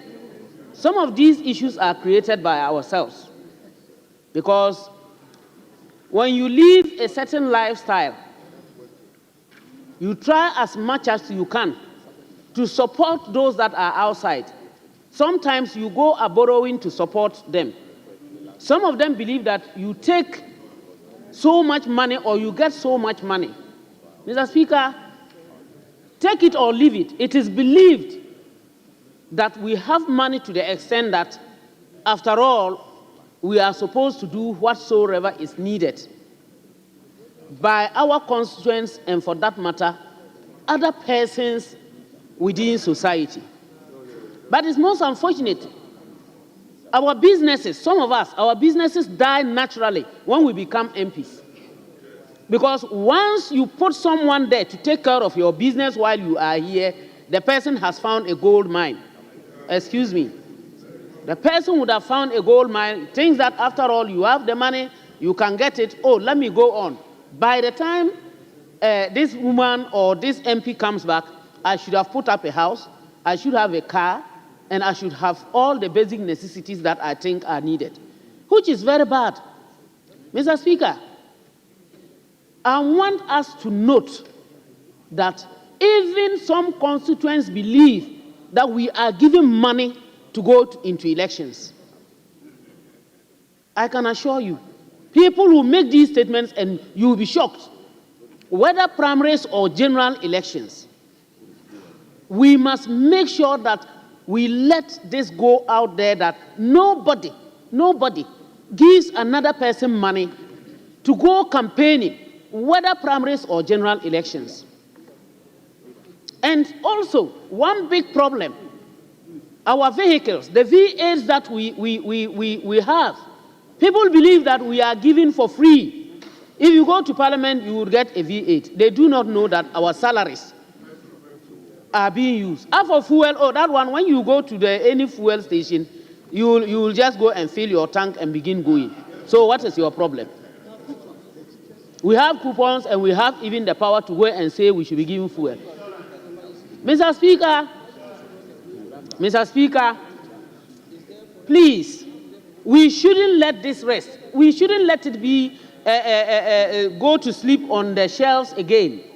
Just as my colleague has suggested, let us have, I will suggest that we should have a 7-member committee to look into this matter, make its recommendations, and ensure that we take it up.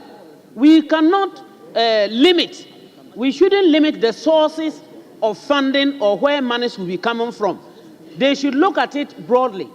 Wherever monies will come from, we should be supported, so that at the end of the day, MPs will not leave this house after 12, 16, 20, 24, 28, 32 years, and then they go a-begging.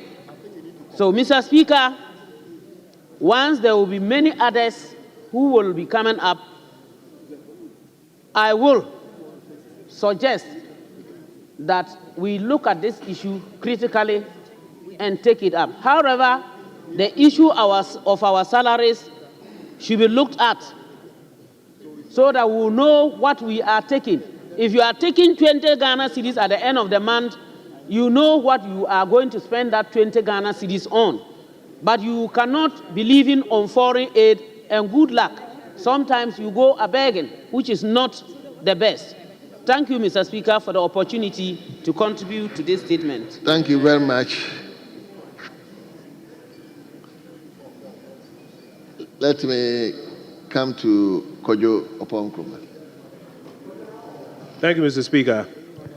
Mr. Speaker, I want to commend the leader of government business for the statement and the request that a committee be set up to look into this matter of pensions for members of parliament. The leader is showing that apart from a lot of litigation on the standing orders that he will be doing, he will also have a lot of interest in welfare. Leader, may you live long. Mr. Speaker, I think what we need to do is to allow the committee to go and consider the options. And as was mentioned by the Honorable Kweku Kwatin, refrain from tying the committee's hands in any way, particularly also because the truth is that when it comes to matters of facilities or welfare of any of the arms of government, sometimes it's very easily misinterpreted. So I think we should allow the committee to go and do its work and come up with recommendations. But to the extent that some preliminary suggestions have been made on the floor, please permit me to disagree with some of my colleagues. This is an arm of government. Our conversation should not be about some other arm of government underwriting or supporting what this arm of government seeks to do. In fact, I dare say that our conversation should be that the matters under Article 71(1), when it comes to determining the conditions of service of a member of parliament, should rather be expedited so that there's clarity on what your compensation is as a member of parliament early enough. And out of that, you take responsibility for your own pension arrangements.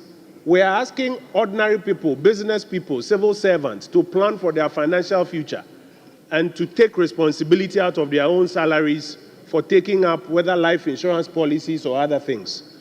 So instead of worrying about which arm of government is coming to or should be invited to come and provide seed money or underwrite or support us, I think, let's leave it to the committee to go and do their work. But specifically because some of these suggestions have come up, I think we should be focused rather on urging the leader of government business and the government to inform the president to deal with Article 71(1) expeditiously, so that it's not at the end of your term as a member of parliament that your salary is determined and then made as a lump sum paid for you. How are you going to pay your premiums for your pension? Rather have it done expeditiously. Then you as MP, you know clearly that your salary is 4,000 or 5,000 cedis. And if you are underwriting a pension scheme and you are paying your premium for it, you know how much you are deducting and paying. So, Mr. Speaker, I think it's a good request by the leader, but I think we should let the committee go and do its work. And I think that we should focus as a House, as members of Parliament, on getting our conditions of service right. And out of that, we pay our premiums and get our pension. Thank you, Mr. Speaker. Honourable members, once I see Honourable Collins Dowda, I'm duty bound to call him. Is it 8th or 9th offer? You have the floor. Thank you very much. Thank you very much, Mr. Speaker. Mr. Speaker, I rise to lend my support to the statement ably made by the majority leader. Mr. Speaker, the statement is proposing the setting up or establishment of a pension scheme for members of parliament. And when I listened to him, he said those about 65 years. Therefore, I cannot but support this important statement. Indeed, the statements that have been made are all very, very good. But let's not belabor it.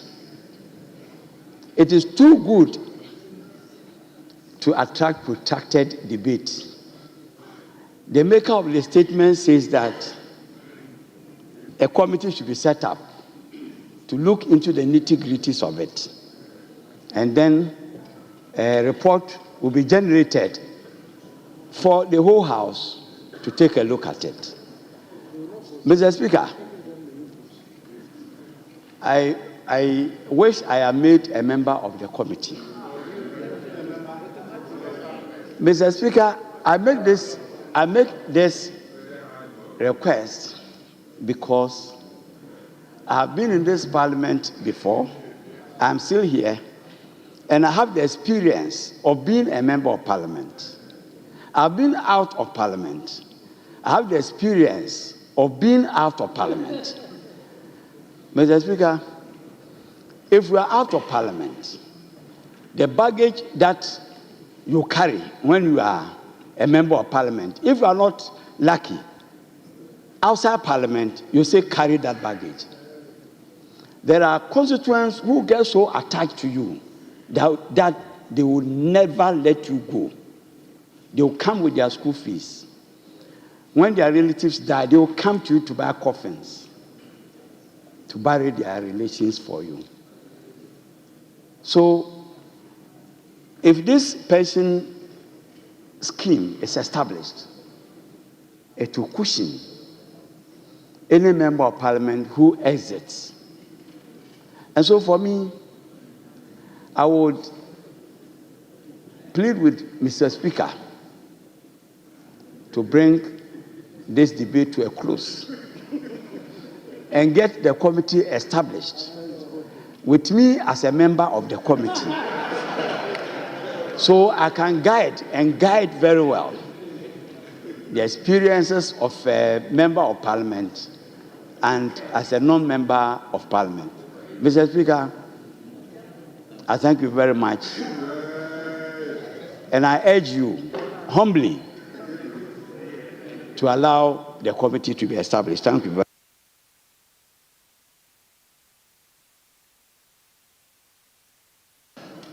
Yes, let me give the opportunity to a first-timer who, for obvious reasons, is also part of the group. It's like Honorable Collins Dada started from 1993 and is still here. So let's also get the side of someone who has just entered. So, Honorable, is it Mahama? Yes, please. Yes. Thank you, Mr. Speaker, for the opportunity. And let me also commend the Leader of the House, the Honorable Mahama Ayerga, for that insight. Starting on that note means that there is hope for those of us who have just joined. Will be cared for, will be looked out for, and then our welfare would be actually be considered by the House moving forward. Mr. Speaker, the issue about pension for members of Parliament couldn't have come better for me. And as a newcomer, I've started feeling that life is not going to be easy if I'm not able to have a secured pension after whatever tenure I have served in this House.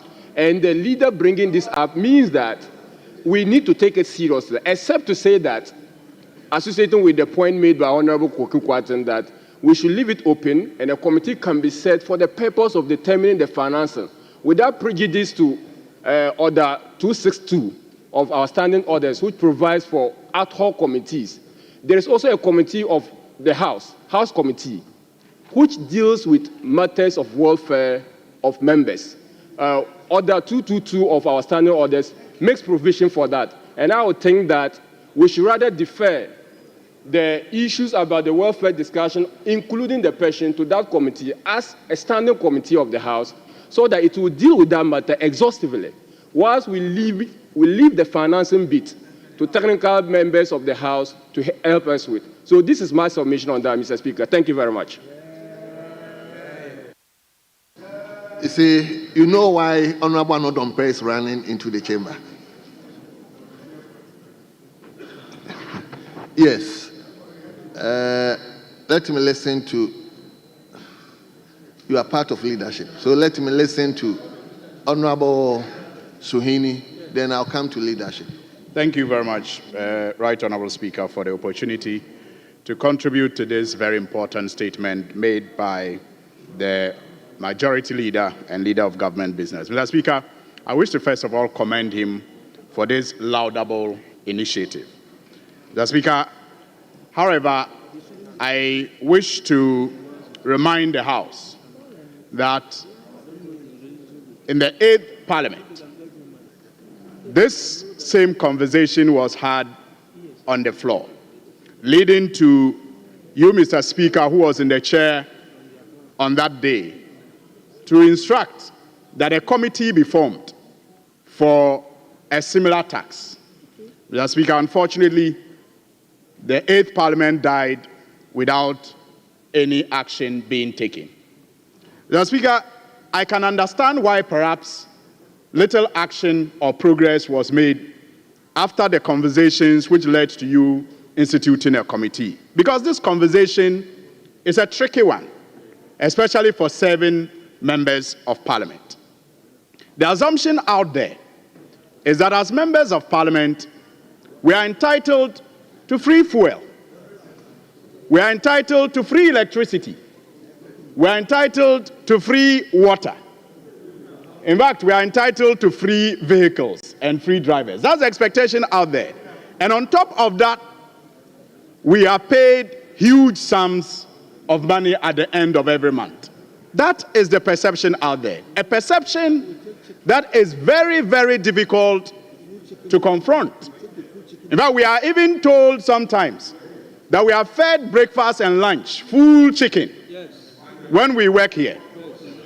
Mr. Speaker, perhaps it is because I have had cause to say in private discussions that if you are not naturally a giving person, if you are not naturally one who is willing to share whatever you have, it may be very difficult for you to succeed in politics, especially African politics. And so it becomes difficult for people to understand that the MP's desire to share the little that they have doesn't mean that they don't have. It does not sometimes illustrate their desire to make sacrifices. It rather points to a non-existent abundance.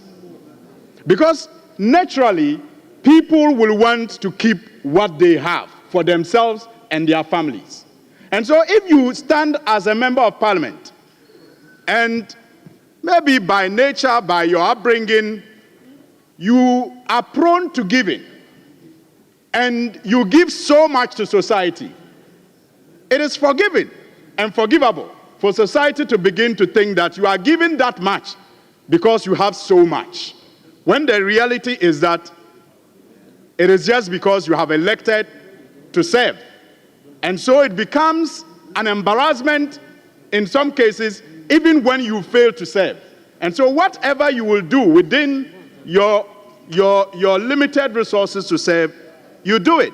Mr. Speaker, I have said that sometimes the lifestyle of living 7 members of Parliament can be likened to, figuratively, a pipeline that transmits water into your house.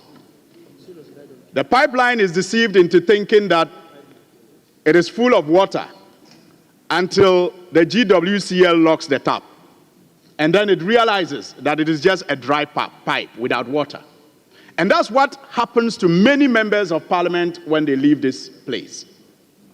In the course of serving, because of the opportunities that you have here, you may begin to even feel wealthy and look wealthy.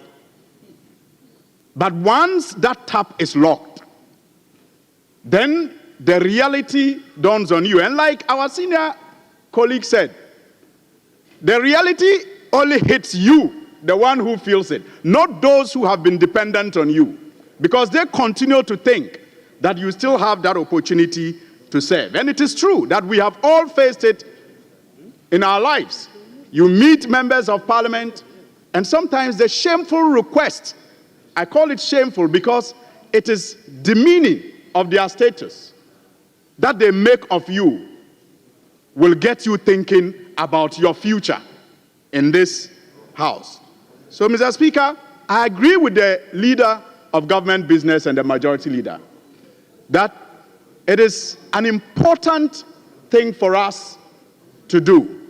And I hope that this time around, the committee will perform better than the one that was set up during the 8th committee. I'm confident that the leader of government business will lead this and champion it and ensure that it is done contingent especially on the years of service that one may have, done in this house, contingent on age at which this pension can be accessed, and also contingent on, different sources of funding, including the contributions of members. Mr. Speaker, on this note, I agree with our senior colleague, Honorable Collins Dauda, that enough of the talking. Let's set the committee to begin work. I thank you.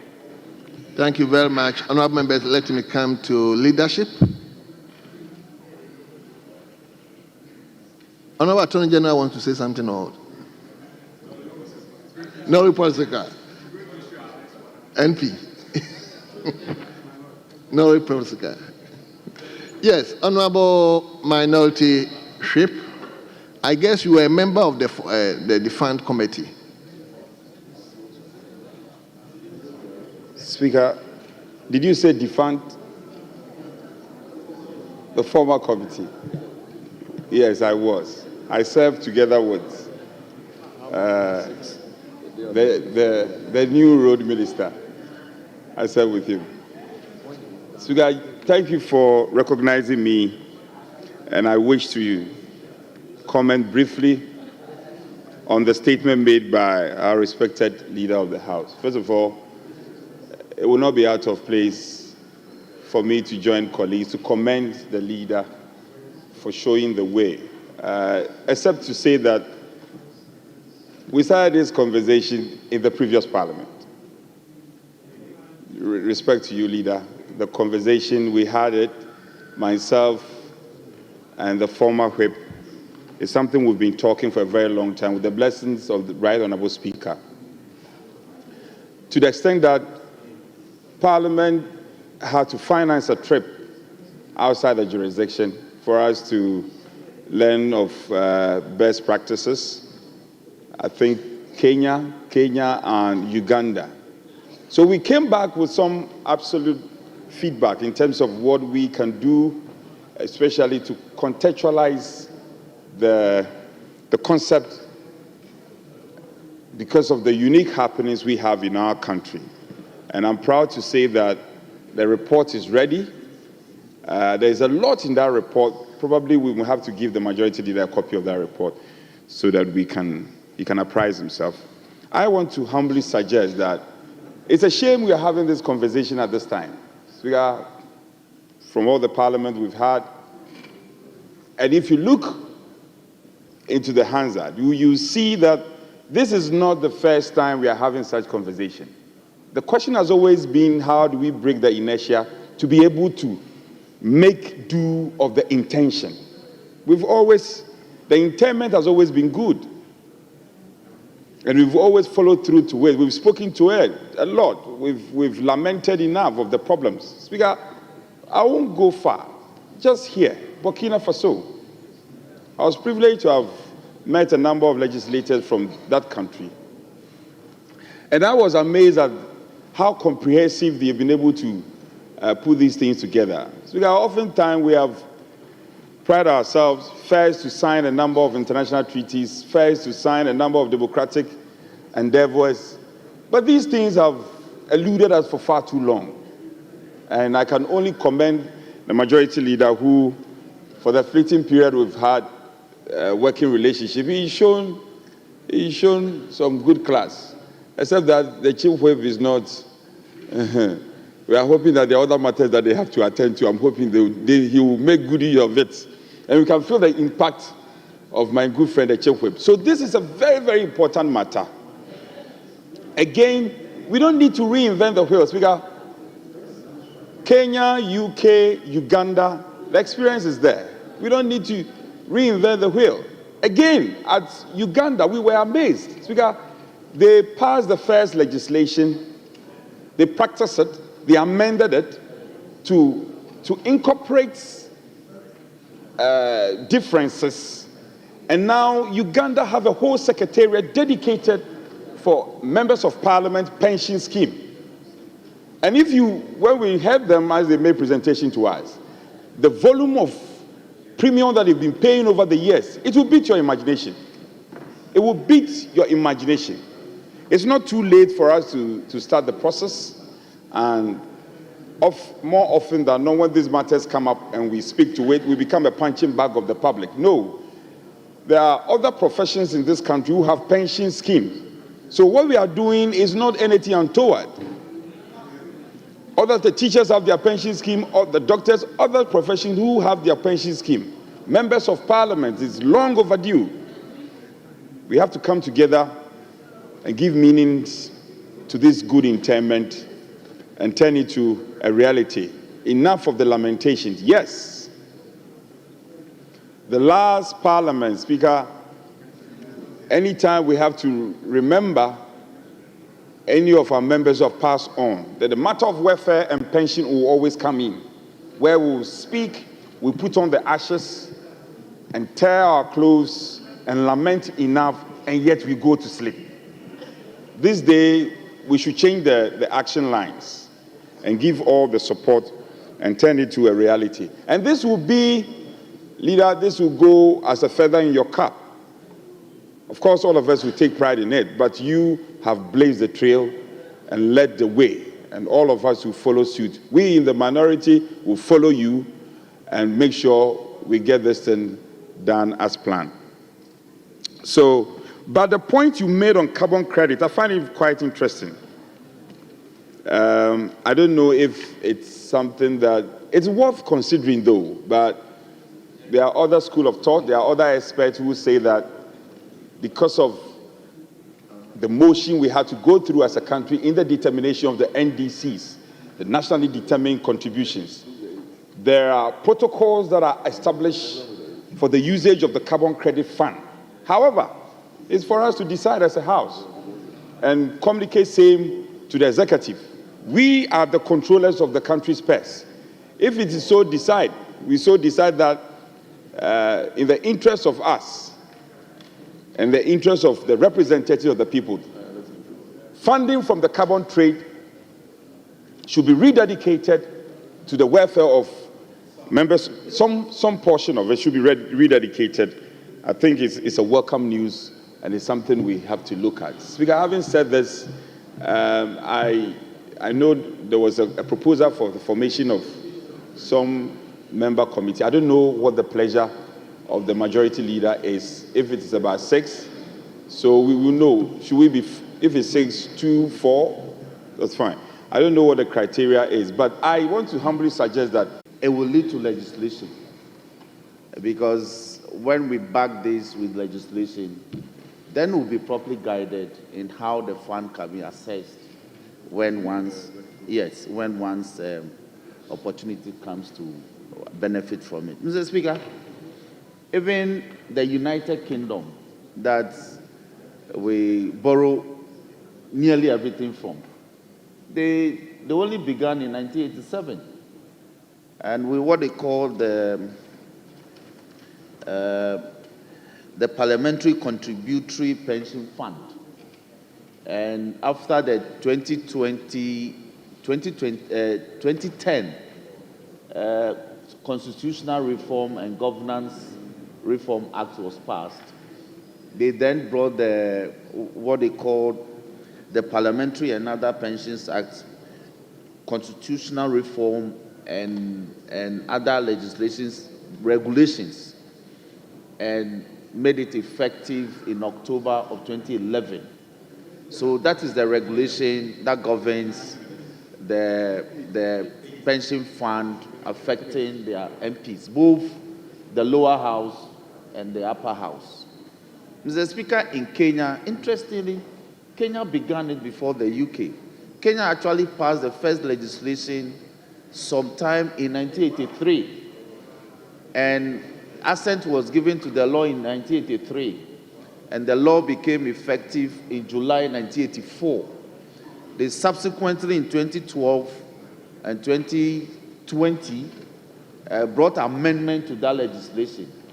And as recently as August last year, in 2024, they passed the amendment to bring some improvement to the law, so that, for instance, the office that handles the processing of the pension won't do so more than 60 days. They have only 60 days to process benefits when they are due. That's what the legislation, because one of the problems they were having was that when members are entitled, it took so long for the benefits to be processed.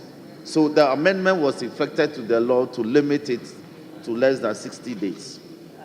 Then, Mr. Speaker, you want to look at Tanzania. And Tanzania has a similar legislation in what they called the Political Service Retirement Benefits Act 2020 Cap 225. That legislation also mandates the Tanzanian government to pay benefits to MPs especially and other political office holders when they serve a minimum term of 6 years in office. Mr. Speaker, I scan other countries, and Canada also has a similar legislation. Mr. Speaker, under the Canadian regime, they are what they call MPs Retiring Allowance Act 1985. And under that legislation, any MP who served in the Canadian Parliament for 6 years or more is entitled to benefit from that fund.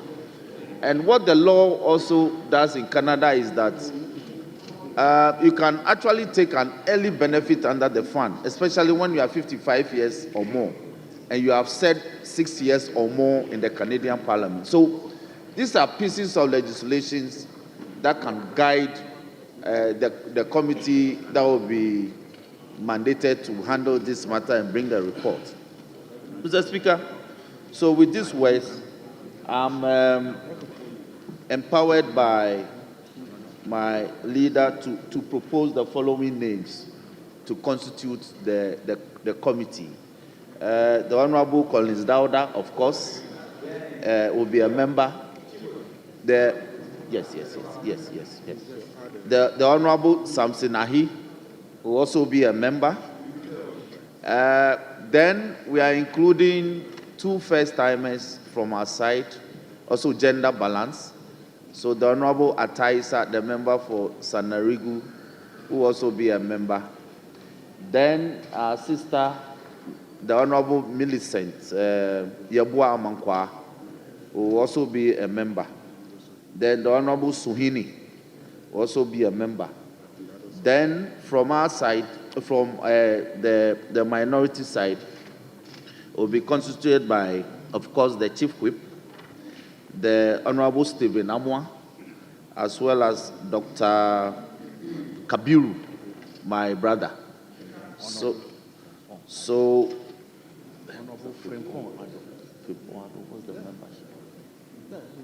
No, you have 3. 4. Okay. Then also Honorable Frimpong Ado Frimpong will also be a member. So, Mr. Speaker, if we have your blessing, these are the proposed members of the committee, and because we are also to not leave out our former MPs, we are considering maybe appointing a former member of parliament to serve as a consultant in some way, so that the views and interests of members who have who agree. Yes, Honorable Kuto. Two former members. We'll review. Okay. So, Mr. Speaker, once we agree on how many former MPs will include, will advise the name, so that this committee will be properly constituted to immediately move to deal with that matter. Mr. Speaker, with these words, I thank you for the opportunity, and once again, Leader, thank you for bringing this matter to the House. Honourable members, I think you'll have to thank the Leader of the House to revisit this particular issue. Like Honourable Suhini said, last year, or the 8th Parliament, within one meeting,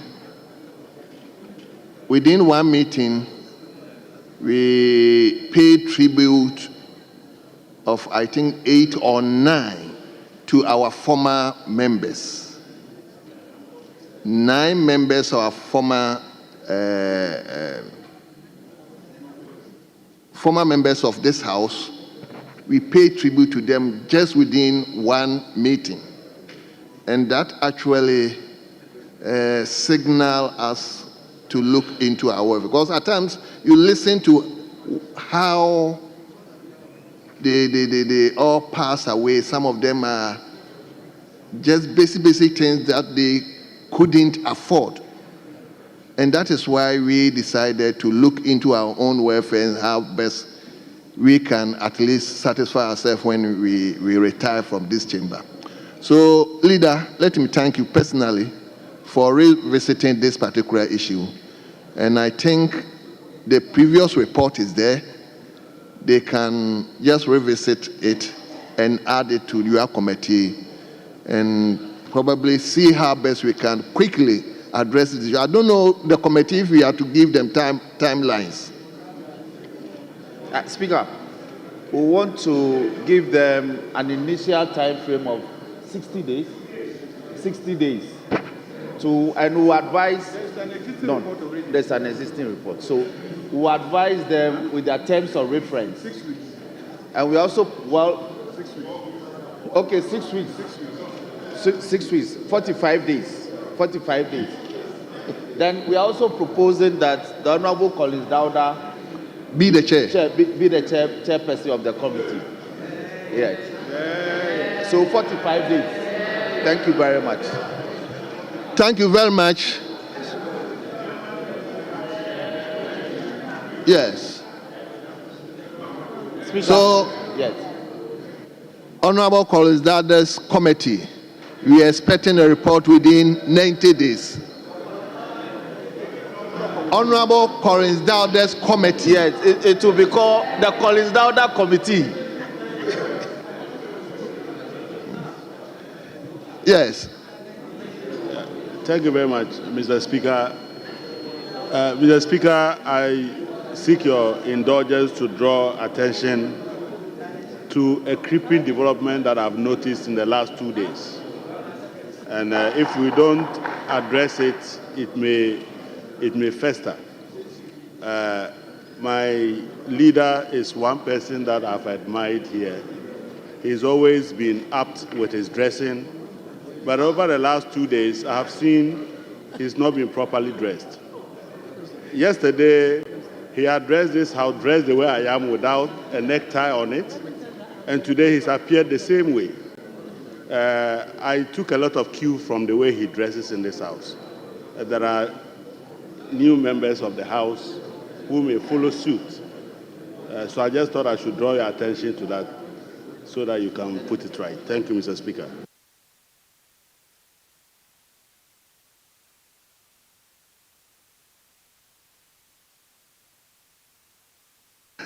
Yes, Minority Whip. Speaker, I thought I had a friend in my honorable member. In fact, we have related so well. This surprise is indeed surprising. However, Speaker, I will encourage my colleague to up his sense of fashion. I will encourage him to up his sense of fashion. Speaker, I am spot on. Very spot on. In fact, I have a dependable wife who always directs me in terms of what to wear to this house. Very, very spot on. And I have my able lieutenant. Very, very spot on. So I can understand him. He has been waiting for too long. The news is not coming. It is coming. He should keep to prayer. He should be praying and be fasting. The news will come. And Speaker, he should take a cue from the Honorable Ahmed. When the Honorable Ahmed's name had not been mentioned, he kept to prayer and fasting. And we helped you. And eventually, the Honorable Ahmed's name came out. In fact, I sympathize with him a lot. He has been waiting for too long. And there are no signs. So, You should probably take a cue, and I'm sure for your dedication to this House, all of us are aware of your hard work on the Finance Committee. I'm not sure His Excellency the President will gloss over you, except that you have to keep to prayer and fasting. So I invite you to rule him out.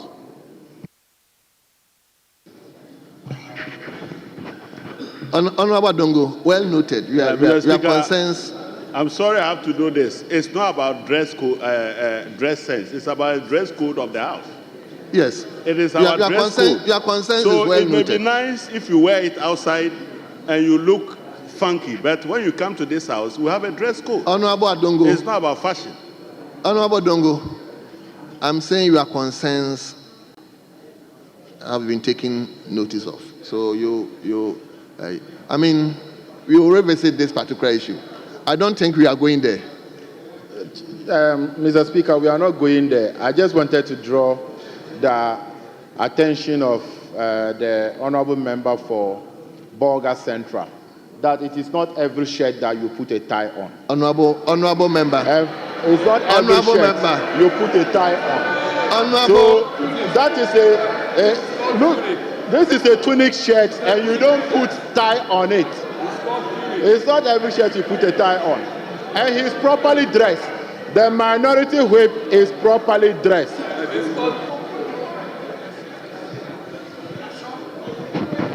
Honorable members, we will discuss this later on, please.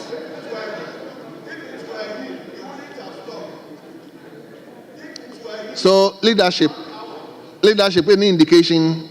Should we continue with my backbenchers?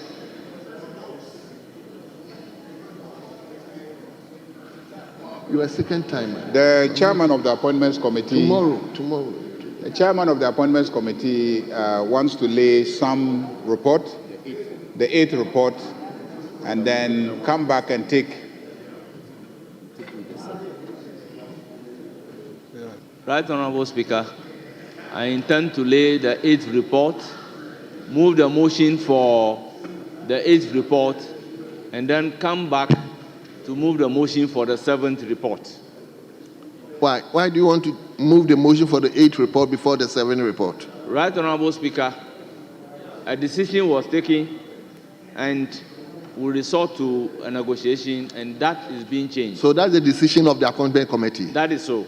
Okay, very well. That is so. So the report for the 7th is being changed. A small correction is being done. Then kindly give me a copy of the 8th report. I don't have the 8th report.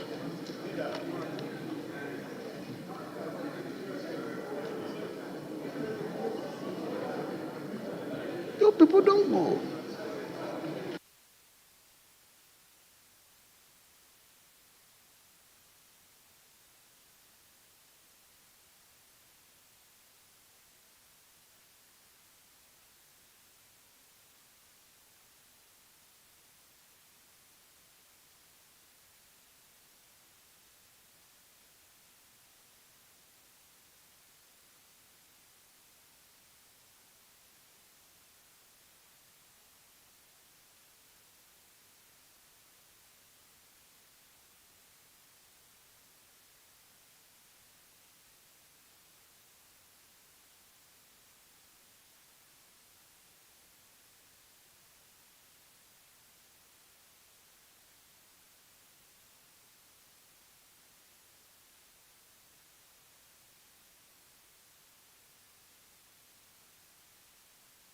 Yes. Speaker, with your leave and indulgence, just to find out from our respected leader of the House on a matter that was raised on the House floor by the minority side. Such matter relates to some concerns we have with the Ablekuma North election. I think back and forth, the leadership had been charged. Would you listen, please, with all respect? Leadership had been charged to follow up and to apprise members in due course. I know the majority leader has followed up and he has some news because our backyard is curious, very interested in knowing what the outcome is. May I seek your leave for the leader of the House, based on earlier engagement we had at Conclave, to carry the House along what has been done so far and what is left to be done so that we can all be carried along duly. Speaker, thank you. Very well. Yes, Majority Leader. Thank you very much, Mr. Speaker. Mr. Speaker, I have some reports that I will present to you of the situation in relation to Ablekuma North. If you recall, last Friday, we had some unpleasant developments in the chamber, and the issue turned around the question of the declaration of the results of Ablekuma North constituency parliamentary elections. I promised colleagues that I will go into the matter and see what we can do about it. Mr. Speaker, I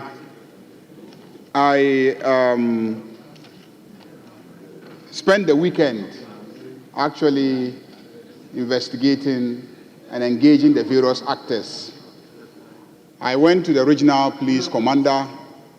I spoke to the persons responsible for elections on the side of the NDC, and I tried to reach out to some people at the EC.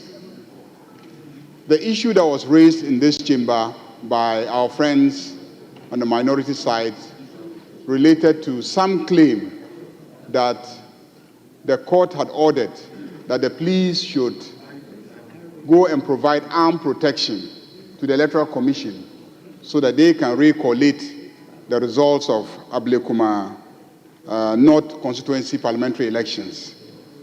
I have cited the court order. There is indeed a court order that is supposed to have been executed before or on the 6th. Sorry, ordinarily I won't do this. The leader just made a statement that the court order was to recollate. No, it was to complete the collation. Honorable, Leader, let's at least once he flows, we will get to know all the. That's because we respect it for the record. It's important. Yeah, so it was to complete the collation of the results of the constituency, and the police reported to me that indeed they went to the constituency, there were issues, so they relocated the coalition exercise to the Regional Electoral Commission office. The process continued, and they collated all the results except the results of 7 polling stations. And they needed the presiding officers to come and authenticate scanned pink sheets that both parties had agreed should be used for the collation exercise. 5 presiding officers turned up. They confirmed that the scanned pink sheets indeed were scanned pink sheets that they had actually produced. Somehow, one of them raised questions about an indication on one of the pink sheets that there were 3 rejected ballot papers. And the NDC side said, well, if the presiding officer is raising questions about some figure on the scanned pink sheet, then they will not accept the inclusion of that pink sheet. And so that led to some scuffle, and the police decided to postpone the completion of the exercise to a future date.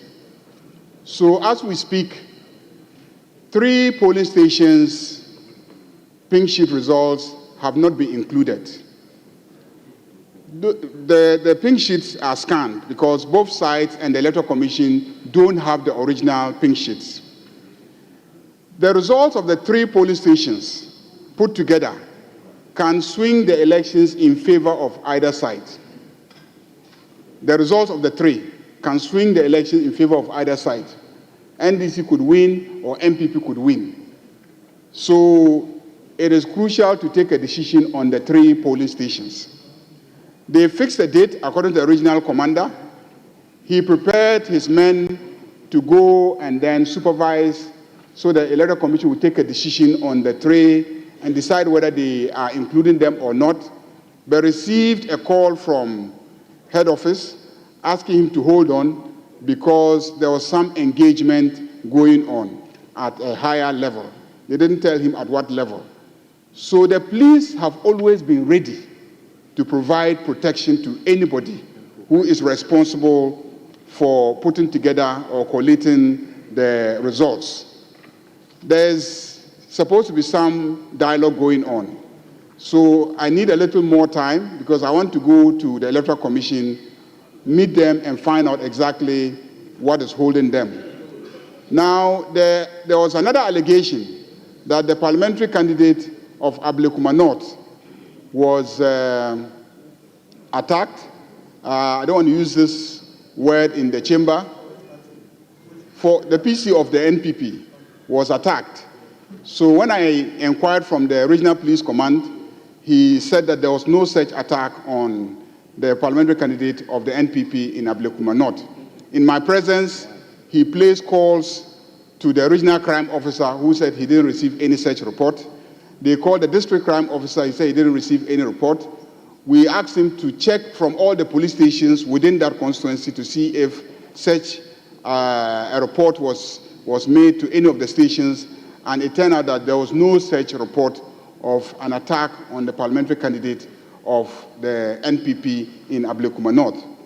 That is what I know for now, and I have conveyed the message to the Minority Chief Whip, and that is what he wants me to report to the House. I promise you that I'll go into the matter, and that is why I'm going into the matter.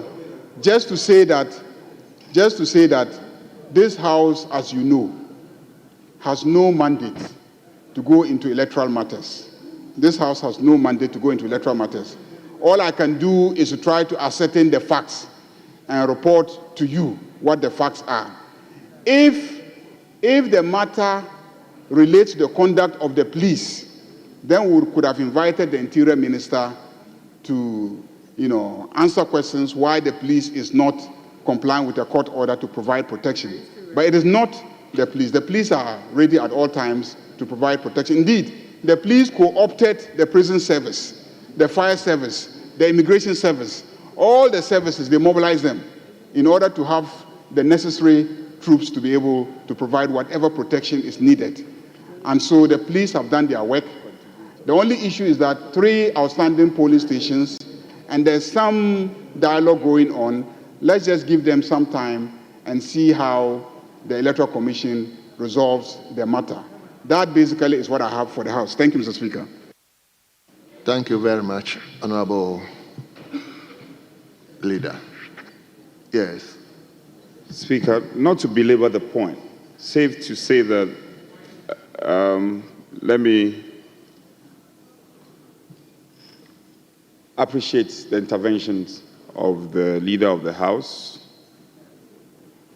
and also add that as a suggestion, probably it will be appropriate if the leader works hand in hand with the minority leader. And also to appreciate that, yes, indeed, our locus in this matter, in terms of law, is limited. However, it's to show leadership. And colleagues we have to understand that what has happened at Ablekuma can happen to any of us. They are simply shepherding the process and to ensure that what is right is executed eventually. In conclusion, I think Ablekuma, there are lessons that can be drawn from. Lessons that can genuinely be drawn from Domi Kwabenya, where on a number of the polling stations, pink sheets that were destroyed, the Electoral Commission used scanned copies. These are lessons that leadership can help, not to dictate to the EC, but also guide, so that eventually the EC can navigate and get these matters resolved. But just to commend my leader and to plead with him to carry the minority leader along this path of ensuring that we have a good guidance and navigate properly. So I thank you for the indulgence. I'm grateful. Thank you very much.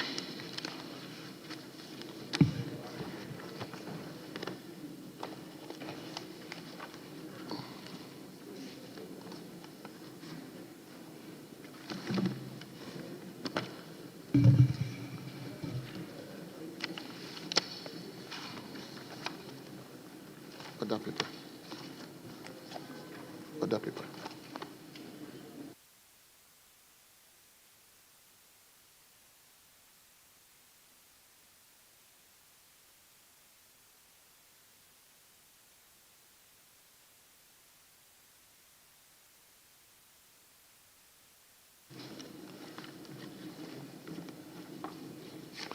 Honorable members, let me invite you to page 2.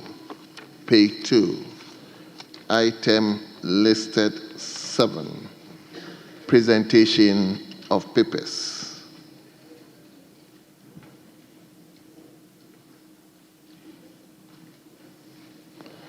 So let me invite the chairman of the appointment committee to present the report of the 8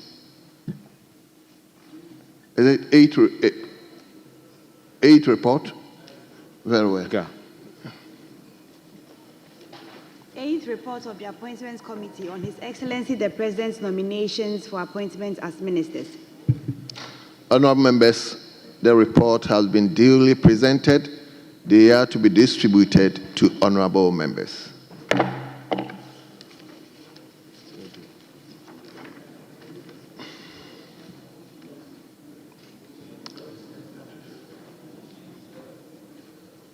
Are we taking the motion of report 8 or report 7? In this house, and that at the committee level, they saw virtually nothing wrong with that. But I would urge to look at issues of sanitation. Mr. Speaker, I have lived my entire life in the capital of Accra, and one of the well, I have lived in a community called Adedenko, British Accra.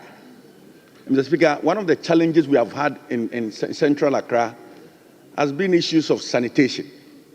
I mean, issues of disposing of waste has been a headache. And I'm praying that as a minister for Greater Accra, minister responsible for the Greater Accra, the capital of Ghana, she does a lot more to improve on issues of sanitation. Mr. Speaker, for Mr. Kenneth Gilbert Ejay, the Minister Designate for Works, Housing and Water Resources, he did excellently well when he appeared before the committee. The Speaker, he spoke about the preparedness of the role of the Minister for Works and Housing and some of the challenges that they face. The Speaker, I'm particularly interested in issues of what we call sun winning. In fact, that has been a challenge in this country, and how the state is addressing these challenges. Of course, along the coastal lines, we have had challenges. At a point, members of the Works and Housing Committee had to travel to Keta. We had to go to Aflao just to experience for ourselves the difficulties that our compatriots face in these communities. But I would urge the minister, if it's approved by this House, to consider looking into some of the costs associated with that area. I mean, it's important for him to review and see if the mega resources that will be allocated to him can do more. That said, we saw the challenges in the last parliament. We saw the challenges that the Minister for Works and Housing faced with the finance ministers of Ghana. If you give them less resources, they will do less work. And I'm urging Honorable Atuforsen, the Minister responsible for Finance, to release more monies to the Ministry for Works and Housing. Yes.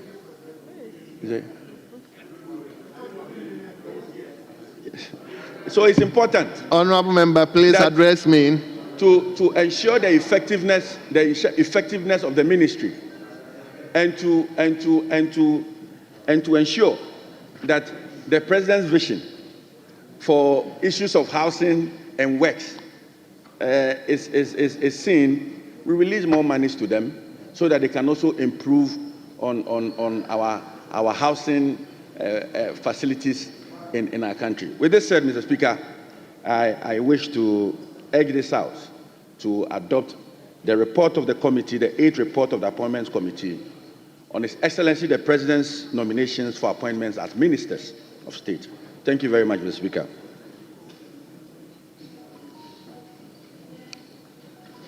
Thank you, Honorable Member. Yes, let me call Honorable Bawa Brahma. Honorable Bawa Brahma for Ejura to take the floor. Thank you, Mr. Speaker. And let me add my voice to earlier speakers that we should call on this House to approve the President's nomination of Honorable Kenneth Ejay, Honorable Linda Oklu, and also Honorable Emmanuel Kojo Ajikum. We all know that Honorable Ajikum is a member of this House and a former Deputy Minister for Local Government under the Professor Moore's administration. And he has served very well, and appearing before the committee yesterday, he acquitted himself very creditably, answering questions from members with regards to the continuation of the One Village, One Dam and other special initiatives that were started by the previous regime. He answered all the questions very well, and I believe, if approved, he will perform diligently in the new role that is going to be assigned. And then touching on Honorable Kenneth Ejay, I was enthused about his answers regarding our coastal erosion problems that we have. The nominee was very emphatic that at least coastal erosion management was capital intensive, and knowing the tight fiscal space that this country is facing, he is thinking of exploring other funding sources like PPPs in order to be able to achieve that. And I think that is a laudable initiative that he's bringing on board to ensure that he's able to carry out the mandate that has been assigned to him. Also, being a former deputy minister, I think he's learned a lot on the job as a deputy minister, which, if he's able to carry along to bring onto his new role as a substantive minister, will help him to discharge his duties fully. But let me remind Honorable Ejay that we also have a lot of drainage issues in our constituencies, and I know he's going to be approved, and when he's approved, he should consider us. We'll be knocking at his doors so that he could be of help to us. Our sister Linda, we all know, very cool, collected, and in fact, the fact that she spent less time attests to the fact that the House, we all accept her as somebody who's qualified for the job. And I would therefore urge my colleagues that we should all rally behind the report and then at least approve the nominees just as has been recommended by the committee. Thank you, Mr. Speaker. And then I'll urge my colleagues to all rally around and then we'll approve them. Thank you. Thank you very much. Yes. Yes, Kofi, Honorable Kofi Yaman-Kwamen. Thank you very much, Mr. Speaker, for the opportunity to add my voice for the approval of the President's nominees for the various ministries. But as it is often said, charity, they say, begins at home. And so I will start with Kenneth Ejay, who happens to be my constituent, comes from my constituency. Besides that, he's been a deputy minister of defense.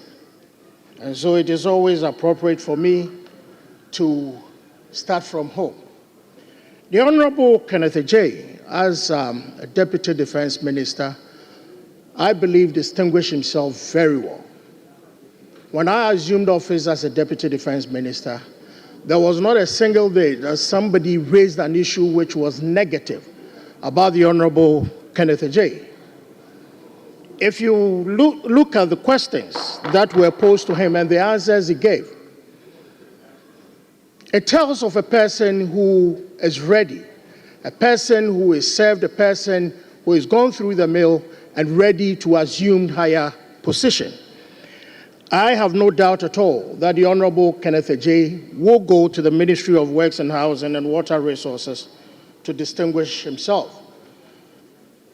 In Achuma Kwangoma, we always do and give all the best.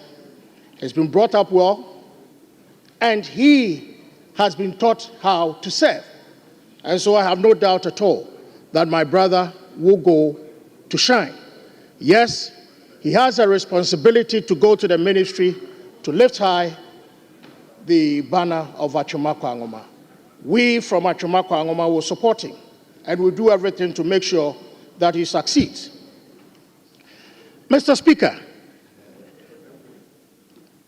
one question which was posed to my brother had to do with the provision of accommodation, in fact, not just accommodation, but decent accommodation for our security agencies. It's very important that we look at the provision of befitting accommodation for our security agencies. In fact, in most cases, when you go to, let me use the Central Police Station. If you go there and you see where some of our security agents are sleeping, honestly, you ask yourself if indeed sleeping in such places they can really wake up the following morning and give up their best in protecting the citizenry of this country. And so his preparedness to work to ensure that he does provide decent accommodation for security agencies is something that I believe most Ghanaians will support. And it is something most Ghanaians will be looking up to, because we need indeed to give our security agents the best and decent accommodation. With regards to the erosion of our coastal areas, my brother made a point that because government kitty is not too huge to support some of these expensive projects, he will do what it takes to explore other areas to see if we can get the needed capital to go into some of these capital-intensive projects. I wish my brother well, and my prayers and the prayers of Achuma Kwangoma are with him. With regards to the Honorable Linda Oklu, I served on the Agri Committee with her. She's always been the quiet type. She's always been a mother. She's always been a nice person. And so I was not surprised that she had barely 10 minutes at the vetting. The least, as my colleague Ansa said, it tells the kind of relationship she's been able to build in this house. One thing I'll ask my sister to also avert her mind to has to do with congestion in the central Accra area. I think that it's always been a problem trying to drive some of these people away. But she has to be tough. She has to stay focused to do that which is right for our capital, Greater Accra. The Honorable Ajekum, a very nice and a gentleman, soft-spoken. I was not surprised that he got the appointment. He's one person I was really expecting to possibly be made a minister. And so I'm not surprised that his name was mentioned. Yes, we will support him. We will give him all the needed ideas and the needed support so that our country can move forward. A better Ghana will be a better place for all of us. With these few words, Mr. Speaker, I'd like to thank you for this opportunity.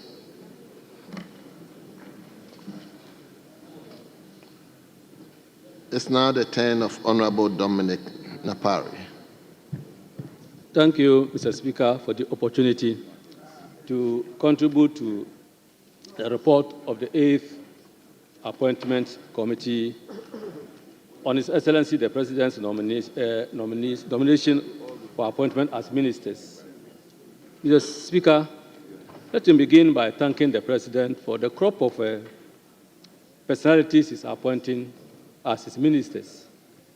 The Speaker, looking at the 8th report involving Honorable Emmanuel Kojo Ajekum, the Minister of State for Special Initiatives, Honorable Linda Ohinewa Akwele Okulu, Minister Designate for Greater Accra, and then Honorable Mr. Kenneth Gilbert Ajay, the Honorable Minister Designate for Works and Housing, indicates that the President is actually in for serious business.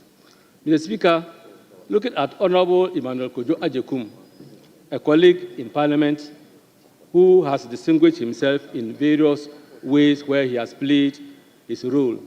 For example, Mr. Speaker, he was made the District Chief Executive for Nkranza North, and he played a key role. I remember I was a colleague, also a District Chief Executive in the Senate, and his outstanding performance as a District Chief Executive clearly indicates that the appointment as a minister designated for special initiatives, he would perform his duties creditably. Mr. Speaker, not only that, Honorable Ajekum was a minister, a deputy minister for local government in the previous government. And Mr. Speaker, if you see the way he carried his duties, it was really commendable. And as a colleague, we could attest to how smart he was, how intelligent he was in the performance of his role. The President intends to initiate. Mr. Speaker, we all know that there's a lot of high youth unemployment rate in the country. And if there's an initiative to employ a lot of youth and train skilled labor to the point of exporting labor to other countries, then it should be commendable. And Mr. Speaker, I think that a personality like Honorable Kojo Ajekum will fit into this to assist the President to actualize this particular dream. Mr. Speaker, he also mentioned about the green transition policy, which the President also intends to initiate. And we know that there has been this issue of climate change and how it affects the environment in the country. We also know this issue of galamsey and how it is having devastating effects for the country. And I think that when we have people like Honorable Ajekum to partner the President to embark on this green transition policy, it will help to bring back the forest covers that we have, in spite of the fact that we have a separate ministry for that. Mr. Speaker, during the vetting, a lot of questions were asked in diverse ways, and one that thrilled me, which I want to mention, is about the Farmers Service Centers and then the Women Development Bank, which the government intends to initiate, and also the 24-hour economy. Mr. Speaker, you agree with me that these are all novel situations that are being brought into the country. And I think that having people to assist the President to actualize his dreams will go a long way to assist us. Mr. Speaker, we also have Honorable Linda Okulu, who was also part of the nominees vetted. And Linda Okulu is one of us, and we all know her, how she's been very serious with her duties and how punctual she is and the way she conducts herself. And we have no doubt, Mr. Speaker, that Honorable Linda Okulu will live up to the task in the Greater Accra region. Mr. Speaker, on this note, I will urge our colleagues to approve the nominees of the President to assist in the performance of his duties. Thank you, Mr. Speaker, for the opportunity. Thank you very much.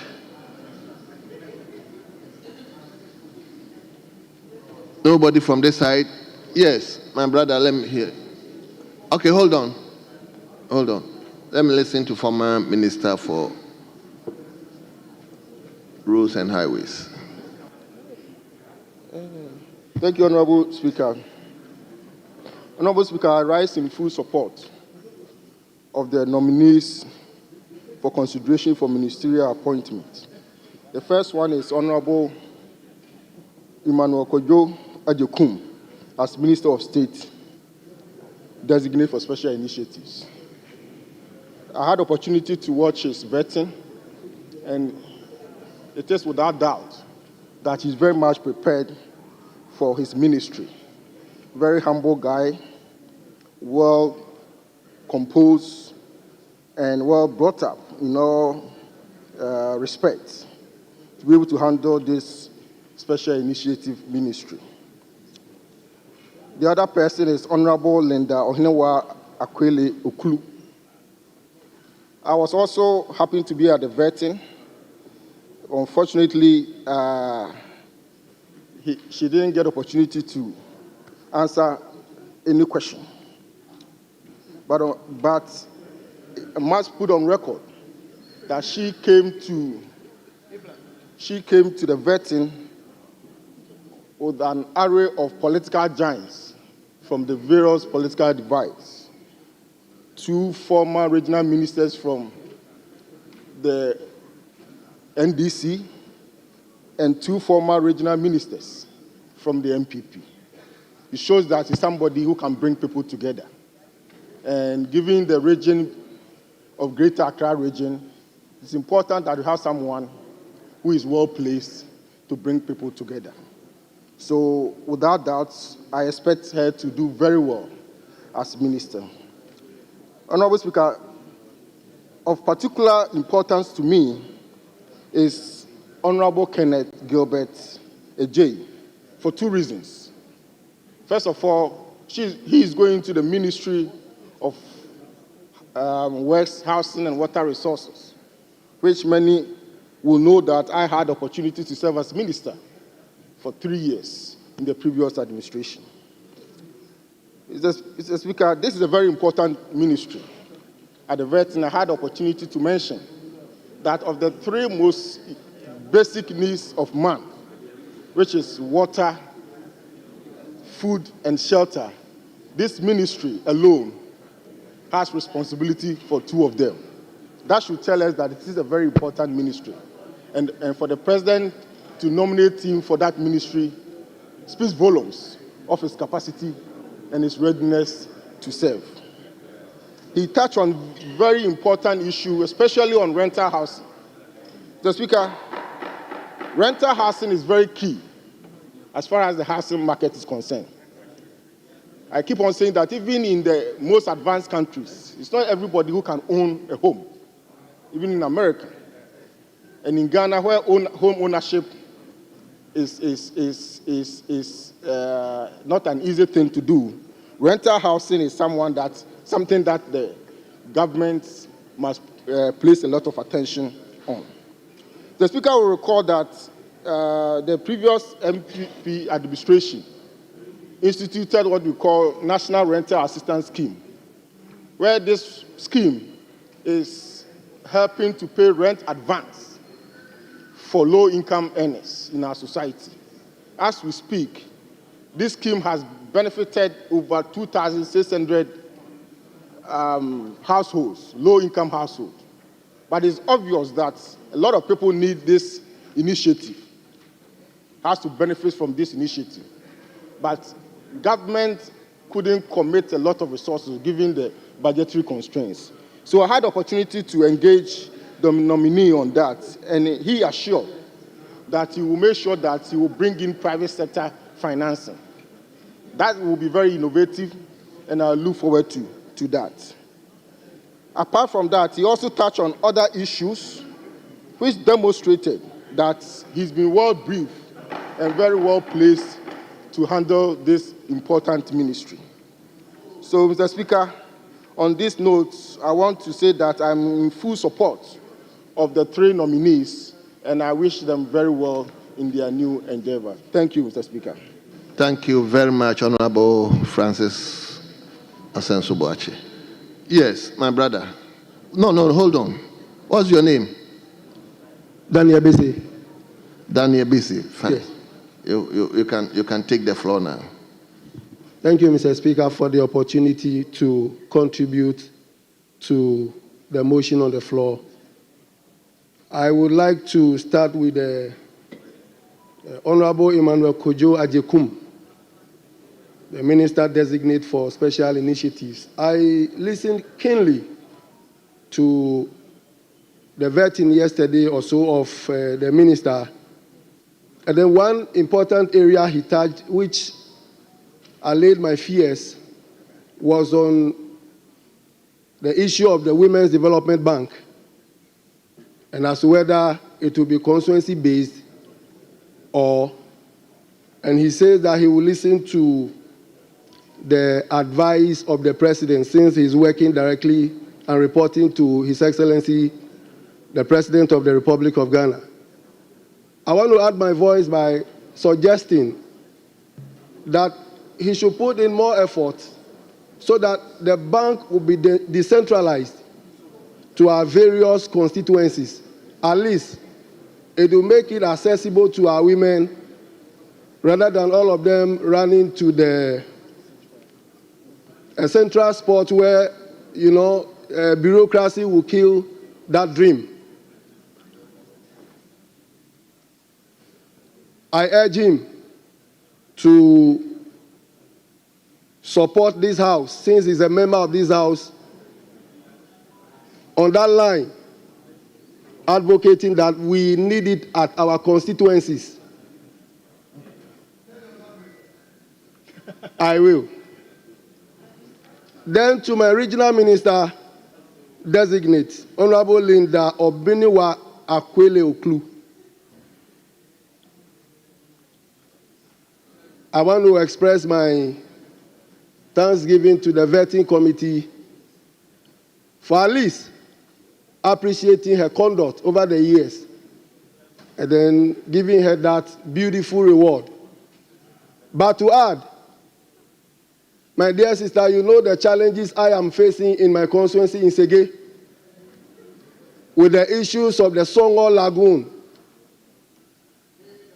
Once you are approved, please come to our aid. And I am saying this, I'm sure my sister, my leader, Honorable Doyo, is also listening.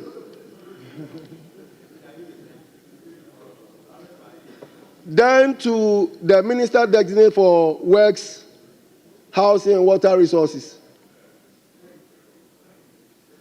Please, majority of my main communities are washed off by the sea erosion. Notable among them Aklabanya, Anyamam, Goy, Lolonya. And I'm happy with the answer he gave on funding. He said alternative funding will be looked for. I pray it is not just the words, but it will really be done to allay the fears of my people. Sometimes they go to bed in the next morning, their houses are flooded. I want to believe that this statement from my minister on alternative funding will be adhered to so that we, the people of Sege, which is a coastal community and a constituency, can go to bed knowing that the next morning we will still be alive. With these few words, I encourage the House to approve the nominees to their respective ministries. Thank you, Mr. Speaker, for the opportunity. I'm grateful. Thank you very much. Let me now turn to Equiapem North. Mr. Speaker, just as other colleagues have stated, I would like to associate myself fully on the recommendation and also urging the House to approve His Excellency the President's nominees as they've been also duly vetted. However, I would like to also, in furtherance of that, when I take the report, 4.0 speaks of the name Honorable Emmanuel Kojo Ajekum. And then 4.1 says Emmanuel Kojo Ajekum. I'm sure since it's a House of Records, maybe we may have to correct that. Secondly, and much more importantly, he is also to oversee the implementation of the green transition as part of his schedule. So, Speaker, along the line, I'm sure the presidency and that of government may have to also bring clarity as to which of these ministries or appointees who have to oversee this implementation of the green transition. I'm saying this with respect to the fact that if you take the Ministry for Energy, it's now Ministry for Energy and Green Transition. Secondly, you have a Minister of State in charge of special initiatives with a schedule also to oversee the implementation of a green transition. The United Nations Conference of Parties, post-2020, I think at COP27 at Sharm el-Sheikh, they designated the Environmental Protection Agency as the focal agency to also implement Ghana's green transition. It was also at this particular conference that Ghana also launched the National Energy Transition Policy. Right Honorable Speaker, I'm bringing this to the attention of the House so that subsequently we can have clarity as to which of these agencies, which of these ministries is properly going to address this transition into this green energy that we're talking about. Else, at a point in time, you may have members filing questions and we may not know which exactly or which of the agencies or the ministries that we want them to address these matters appropriately. However, I believe that these nominees have distinguished themselves well, and I'll urge the House to also approve them accordingly. Thank you, Mr. Speaker. Thank you very much, Honorable Samuel Oku. Yes, I'll take the last person, which is Honorable Fisher Jane. Thank you very much, Right Honorable Speaker. Mr. Speaker, I wish to congratulate my dear friend, Honorable Linda Okru, and Emmanuel, my own brother Emmanuel Kojo Ajekum, and my brother Kenneth Ejay. Mr. Speaker, I am beyond happy on their appointment as Greater Accra Minister. Mr. Speaker, my own brother, Honorable Emmanuel Kojo Ajekum, is a brother and a friend. We come from the same region. I know him very well. And then I remember when he used to be, yes, very well, because he's my brother. I remember when he used to be a local government, the things that he did over there, that really, really, really very good and helpful. And my friend Linda was my friend and colleague, 7th Parliament. We are all here together, and I know her very well. We share one committee together, a gender committee. So I know her, and I know that she's very capable of doing of becoming a very good minister at the Greater Accra. Mr. Speaker, I am so happy, and I'm beyond happy on the appointment and state in charge of special initiative especially. This is a testament to your head of state in charge of the resetting agenda. Yes, Mr. Speaker. I know very well that your leadership and vision will, without a doubt, bringing about and bringing positive change and growth to you, your respective professional. I am confident that your expertise and passion will inspire and motivate others to work towards common goals. Once again, Right Honorable Speaker, I congratulate my brother, Honorable Ejekum Lenda, and my brother, Kenneth Eje. Thank you for the opportunity, Mr. Speaker. Now, leadership. Thank you very much, Mr. Speaker, for this opportunity. Mr. Speaker, I start with the Greater Accra Regional Minister Designate. Mr. Speaker, she had the shortest of vetting time, and my understanding is that she has the capacity to come and deliver. Mr. Speaker, in Greater Accra, there are few issues I thought I should bring to her notice. On the 2nd October 2024,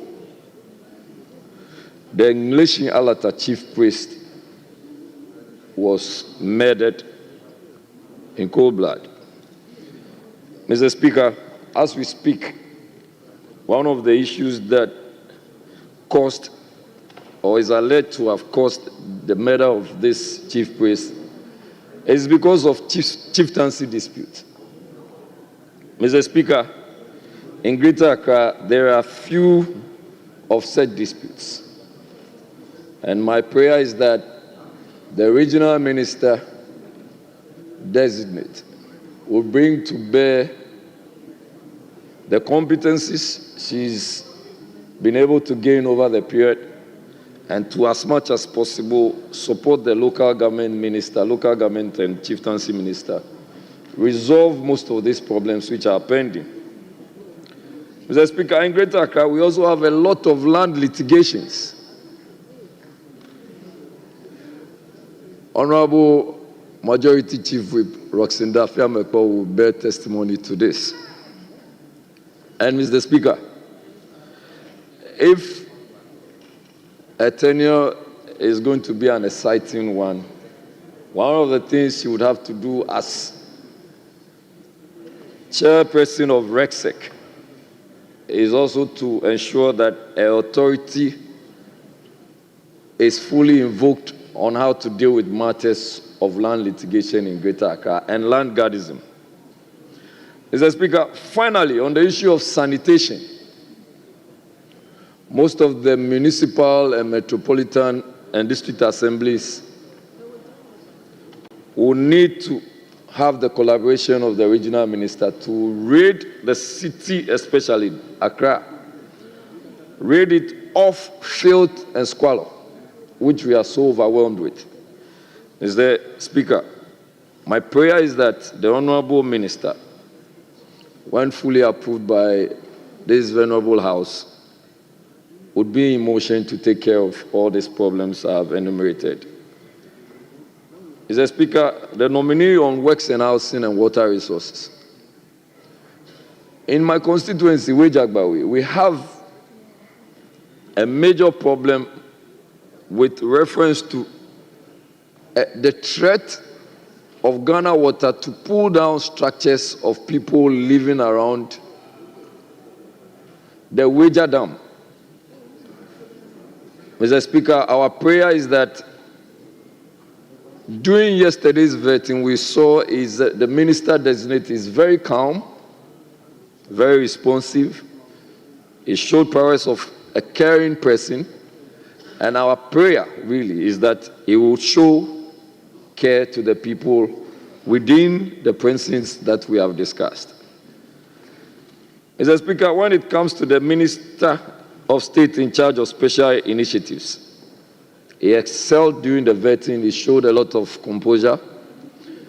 He also showed that he is a man for the job, and like my senior colleague earlier stated, he showed the features of a utility player. We pray that all these men and women of high repute, when this House gives them the final approval, they would go and show to the Ghanaian people that they are really ready and willing to serve them.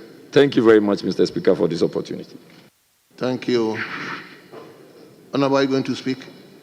Oh, anyway, let's hear you. Thank you, Mr. Speaker, for the opportunity to add my voice to the motion moved by our able chairperson for the vetting committee. Mr. Speaker, I will start from home. Honorable Linda Akwele Okru, that's the Minister Designate for Greater Accra. Mr. Speaker, she's a woman of few words, but action woman. Nobody should underrate her. She is going to deliver. I have been with her in Greater Accra.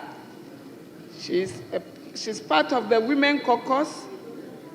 And when you speak about action and you bypass Linda Oklu, then you miss your way. Mr. Speaker, this is a woman who is quick to act, but she doesn't talk too much. And these are the people we are looking for, that he will give us what we want, but he won't speak too much.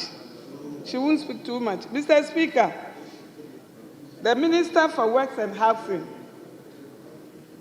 also told us a lot of things that he's coming to do for us. But as my brother from Sege said, we have a lot of problems when it comes to sea erosion. Azizakwe, Kewuno, Pediatokope, all the rest, there is a bigger problem there. So for him, we'll just give him accommodation in Adan, in between Adan and Sege, so that he can focus and work in those areas, so that we will have, those in those areas will have their freedom. Mr. Speaker, Emmanuel Kojoa Jekum spoke about, he is a minister designate for special initiative. Others want to know what initiatives he's going to work on. His Excellency John Dramani Mahama have a lot of initiatives, and he's going to surprise Ghanaians. That's why he has been asked to come and work on that. So Ghanaians should have hope in these ministers and pray for them.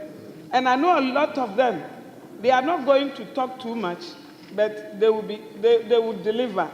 So we pray for them so that they can succeed and deliver for Ghanaians. Thank you, Mr. Speaker. Thank you very much. Honorable members, at the conclusion of the debate, I'll put the question, and the question is all those in favor of the motion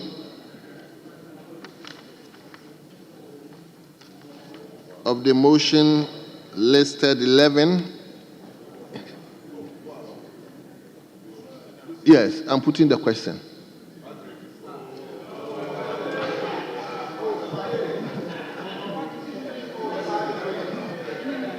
Honorable members, all those in favor of the motion listed 11 in today's order paper, say aye. Aye.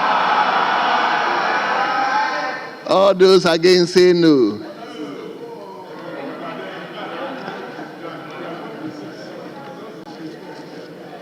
Honorable members, it is obvious the ayes have it. The motion is hereby adopted.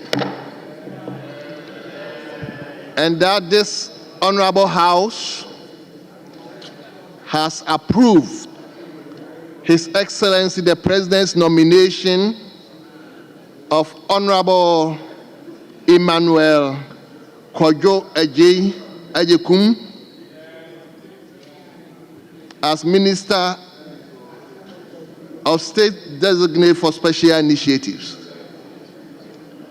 Honorable Linda Obenewa Akwele Okru as Minister Designate for Greater Accra Region.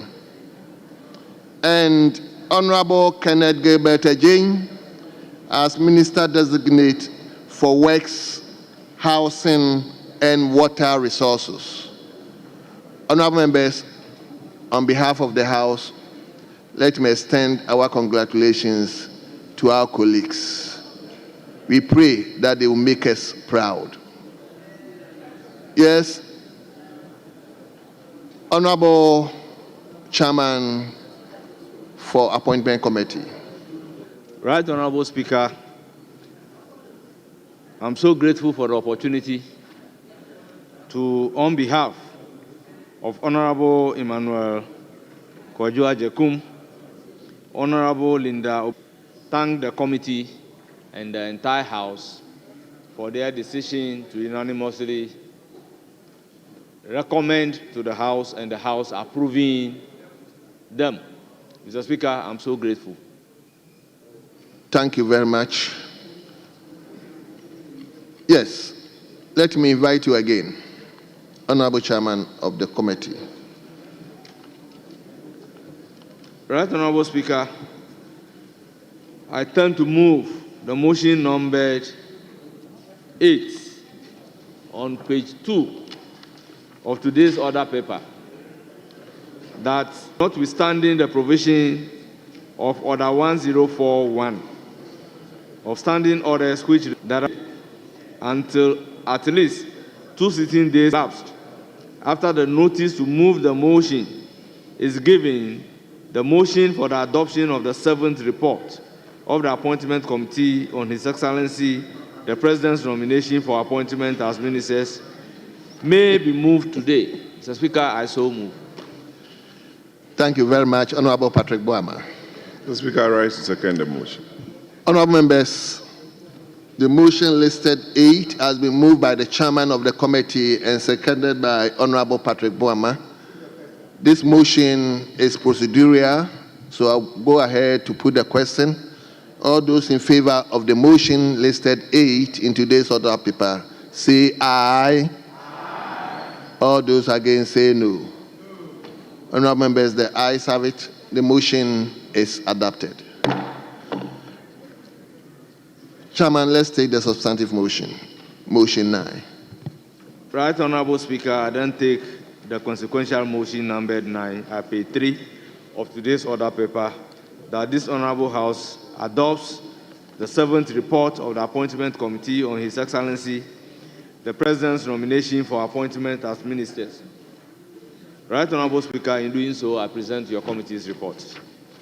So, Speaker, the 7th report of the committee is recommending by consensus the approval of Honorable Emmanuel Ama Kofi Boa as Minister for Lands and Natural Resources, Mr. Tia Ibrahim as Minister for Northeast Region, Dr. Frank Amokohini as Minister for Ashanti Region, and Mr. Akamugri Atanga Donatus as Minister for Upper East Region.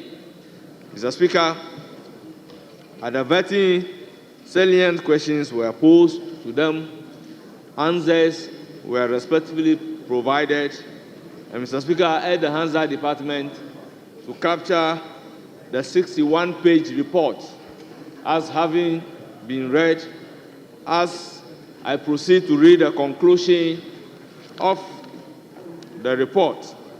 Mr. Speaker, in accordance with the provisions of Article 78(1) of the Constitution of the Republic of Ghana and Standing Order 217, the committee considered the nominations made by His Excellency the President. The nominees demonstrated competence, knowledge, and expertise on matters relating to their respective ministries. The committee therefore recommends to the House by consensus the adoption of each report and the approval of the nominee. Similarly, by a consensus. Mr. Speaker, I so submit. Thank you very much, Chairman. Yes, Honorable Patrick. Thank you very much, Mr. Speaker. I rise to second the motion for the adoption of the 7th report of the Appointments Committee on His Excellency the President's nomination for the appointment as Ministers for Lands and Natural Resources, the Northeast region, the Ashanti regions, and the Upper East regions, Mr. Speaker. Mr. Speaker, I'll begin with the regional minister nominees. That we listened to the nominee for the Ashanti region, very eloquent Dr. Mwakohene, a medical doctor. He clearly understood the issues in the region, very affable, and we wish him the very best. On the nominee for Upper East, he distinguished himself at the committee, showing his knowledge of the region, his activism in the NDC party, having served as the longest regional secretary or regional officer in the party from the age of 27 to date. He's still a member of the functional executive of the National Democratic Congress. You could tell around the table that all the MPs from the Upper East were there to lend their support to the nominee. And I believe that his promise to tackle the Zoko to Burkina road during his tenure will be realized. Thirdly is the nominee for the Northeast region, who was accompanied by our own colleague, former MP for Yabga Kubori, Honorable Tanko, to lend the support of the entire region. We made him to believe that the region is a split region. There are issues there that ought to be addressed, Mr. Speaker, especially the conflict between that belt and the Upper East region. He promised that he would cooperate with his colleague from the Upper East region to mount the necessary surveillance and barriers on that very important corridor to ensure that property and lives are protected. Our own Honorable Ama Kofi Boa,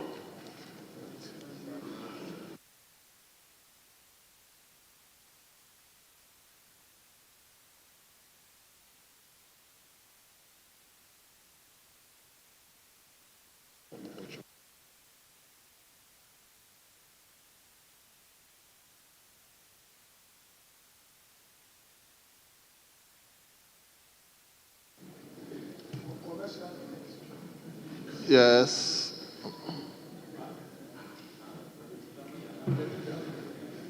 Mr. Chairman, Mr. Speaker, with respect,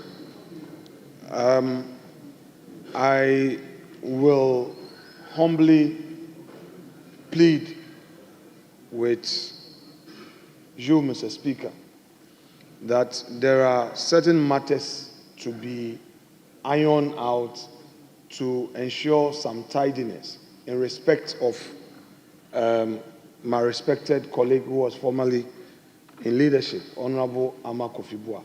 There was a certain understanding of between myself and the chair. I was supposed to see the final report.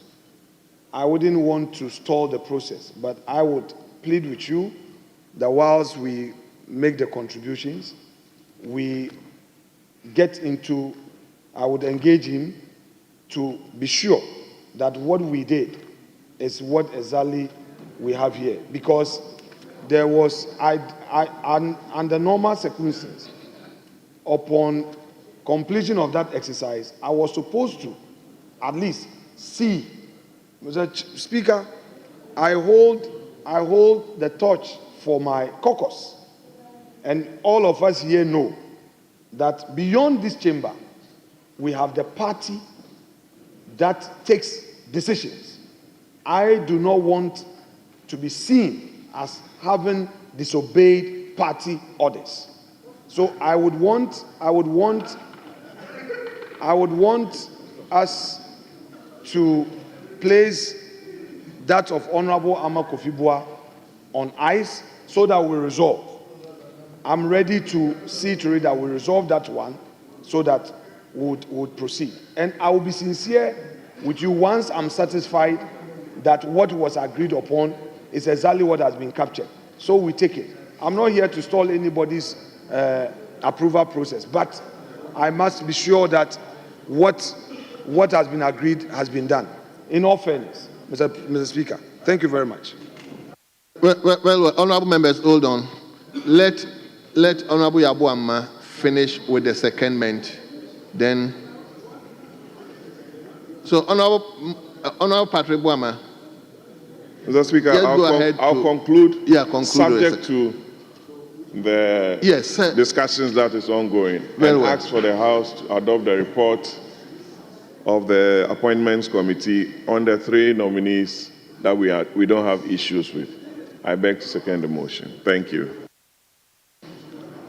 Thank you very much. Honorable members, the motion has been moved and it has been seconded. It is now before the House. We will take the contributions subject to the ironing out of the committee. Then afterwards, we will put the question. So, Chairman, have you? Right, Honorable Speaker. Indeed, Honorable Emmanuel Ama Kofi Boah was vetted, and the following day, there was an indication that our report should be a majority report.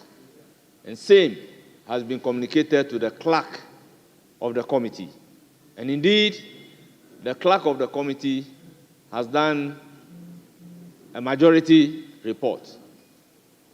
Right, Honorable Speaker, Parliament is a house where we judge and reach a consensus.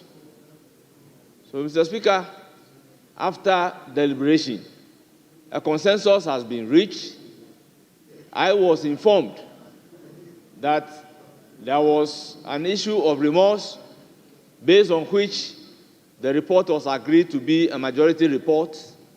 And based on that remorse being shown, it is now unanimously agreed that we should recommend as such to the House for all of them to be unanimously approved by the House.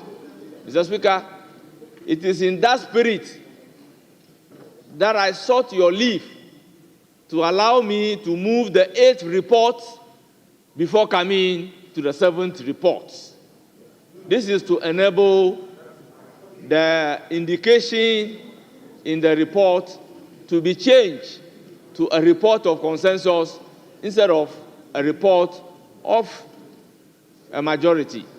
So, Mr. Speaker, I do not know what really is the difficulty, what again is expected from the nominee, our own colleague, our own former deputy minority leader, deputy majority leader, now a minister designate, to hold a position of lands and natural resources.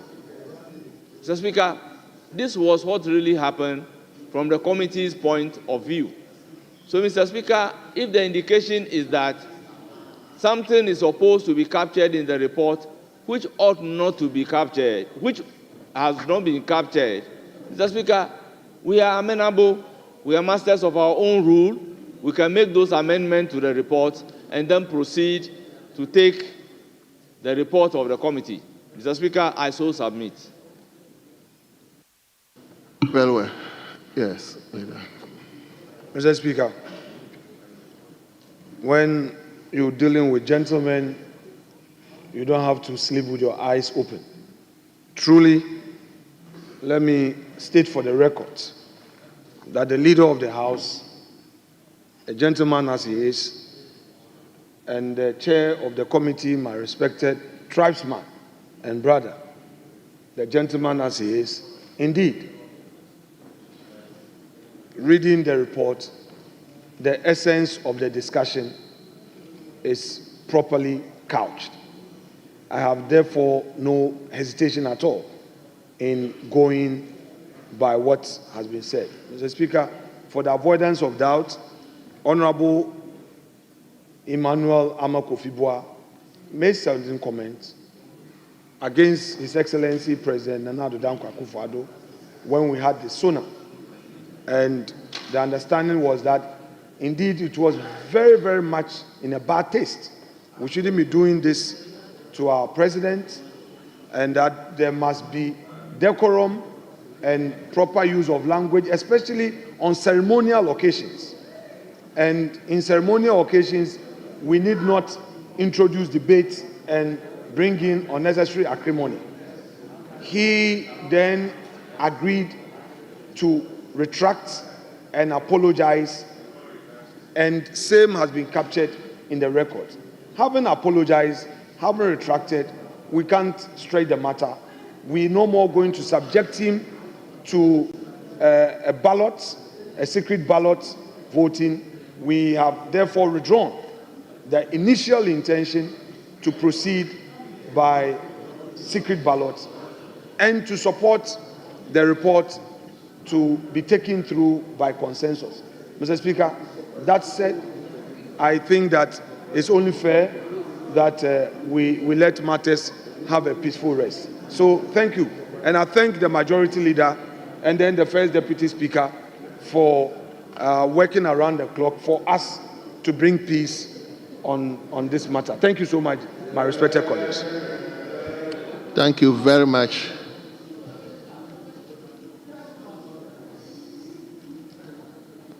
Thank you once again.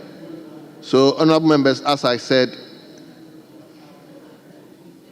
the motion is before the House. I will invite two contributors from each side.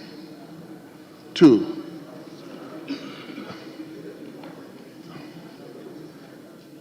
I will first and foremost invite Honorable Adams Abdul Salam. Thank you, Mr. Speaker, for the opportunity to contribute to the motion. Mr. Speaker, first of all, I'd like to congratulate the nominees to their various ministries. Mr. Speaker, I think the most sensitive ministry amongst this batch of nominees is the ministry that will be headed by the Honorable Amakofibua. Mr. Speaker, there's no doubt that he is capable of handling a ministry like this, but one of the issues that would confront him is the issue of illegal mining. And Mr. Speaker, the destruction of our water bodies. Mr. Speaker, in my constituency, the Ofe River, River Brim, and the River Pra ran through my constituency. And Mr. Speaker, these rivers used to be sources of livelihoods for the communities along, these rivers. Mr. Speaker, these rivers, as we speak, have been heavily decimated. And Mr. Speaker, this senseless destruction of our rivers definitely had to stop. And I'm sure the minister would take the issues of illegal mining and especially mining in our water bodies very seriously so that we can curb the destruction of our water bodies. Mr. Speaker, the Ashanti Regional Minister was by far the star of this vetting. Mr. Speaker, he was composed, and if you take into consideration his age and having been appointed as a regional minister, Mr. Speaker, he was definitely, he definitely demonstrated a clear understanding of the region that he's going to head And Mr. Speaker, one of the issues that came up at the vetting that he said he had no ideas or didn't have full facts that I will be visiting him to discuss with is the construction of the new Edubiase Sports Stadium that has stalled for 8 years. And Mr. Speaker, I'm sure together we'll be able to find ways and resources to complete this stadium so that it serves the purposes that it was intended for. So, Mr. Speaker, I'd like to once again congratulate the nominees and especially the Ashanti Regional Minister. Mr. Speaker, he's only 34. And you would think that regional ministers are reserved for older generation of politicians. And this also reaffirms President Mohammed's commitment to ensuring that he gives younger politicians the opportunity to serve, even as regional ministers. I'm sure, Mr. Speaker, a lot of young men in our political space will see Dr. Frank Amoako-Hene and think that their dreams in politics and their aspirations in politics are valid. Mr. Speaker, so I would like to thank the President for believing in young men and women in our party, and I'm sure some of these, we will see more of these appointments in the near future. Thank you, Mr. Speaker, for the opportunity. Thank you very much. Yes, Honorable John Darko. Mr. Speaker, thank you very much for the opportunity to comment on the President's nominee for Minister for Ashanti Region, Upper East and Northeast, and for Natural Resources. Mr. Speaker, I had the opportunity to listen to the nominees when they appeared before the vetting committee. Mr. Speaker, when it came to the ministers for Upper East, Ashanti region, and the Great Northeast, they answered their questions very nicely. I believe the jury is still out there on whether or not they addressed all the issues. But, Mr. Speaker, when it came to the Honorable Ama Kofi Bua, Mr. Speaker, the honorable member, when he was asked about how he was going to handle the Obuase clashes, Honorable Ama Kofi Bua prevaricated. When he was asked on how he's going to help, especially the military, he's going to order the military to help with the fight against Galamsey. Honorable Ama Kofi Bua, in my opinion, was very evasive.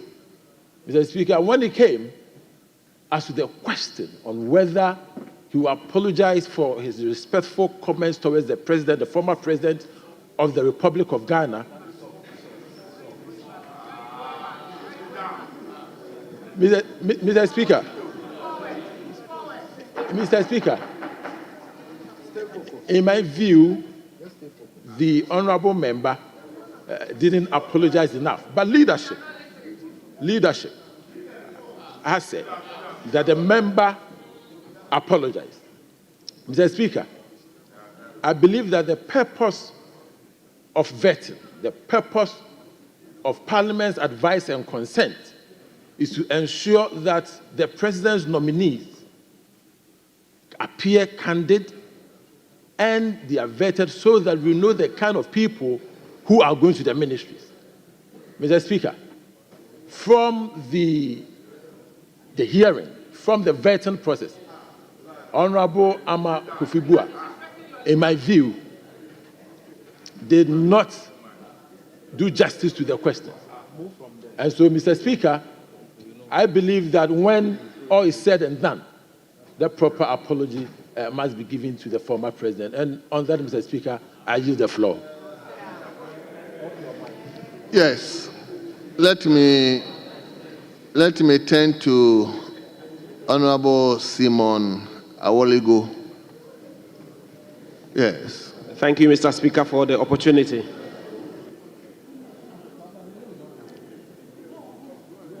Thank you, Mr. Speaker, for the opportunity. I rise to contribute in support of the report that's before this House. On the 4 nominees, the Honorable Emmanuel Kofi Amaboa is a long-standing member of this House, a former deputy minority leader, a former deputy majority leader, a former member for Elembele. Mr. Speaker, his abilities, his competence is well known in this House. When he appeared before the committee, he expressed himself very well and demonstrated capacity to be able to handle the ministry that he's been assigned to. I have no doubt that he will do a great work. He will handle the land issues that confront our country today. He will handle the mining issues that confront our country today. He's well chosen, and I recommend that this House approves of him. The Minister for the Northeast region, Mr. Tia Ibrahim, acquitted himself very well when he appeared before the vetting committee, the appointments committee, and I am very sure that he will do a very good work. His Excellency President John Mahama has chosen him very well, and he will do very well. But of Mr. Amwakohene, the Minister for Ashanti region, young man, somebody young people can look up to, who did very, very well at the vetting. I am of hope that he will bring change to the region. But of more importance to me is my regional minister to be, if this House approves him. He is someone who served, as everyone in this House has said, longest as an executive of the NDC. He has excellent knowledge of the region. He has very good interpersonal relationship with the people. I have a very good relationship with him, and I know all the MPs have very good relationship with him, and that was the reason why they were all at his vetting. Mr. Speaker, I know he will solve most of the issues that are in the region, if not all of them. I wish to recommend to this House that the President's nominees are approved. Thank you very much. Thank you very much. Let me give Shirley. Thank you, Mr. Speaker, for the opportunity to contribute to the reports, the 7th report by the Vetting Committee. Mr. Speaker, I would like to first of all congratulate all the nominees, but most importantly, I would like to congratulate Honorable Amakofi-Boa. And I was very impressed with the caliber of people that accompanied him to his vetting. Notable amongst them was Nana Kobina Nketia of Esikado Paramountcy, and then other prominent chiefs from the Western region. The message was loud and clear.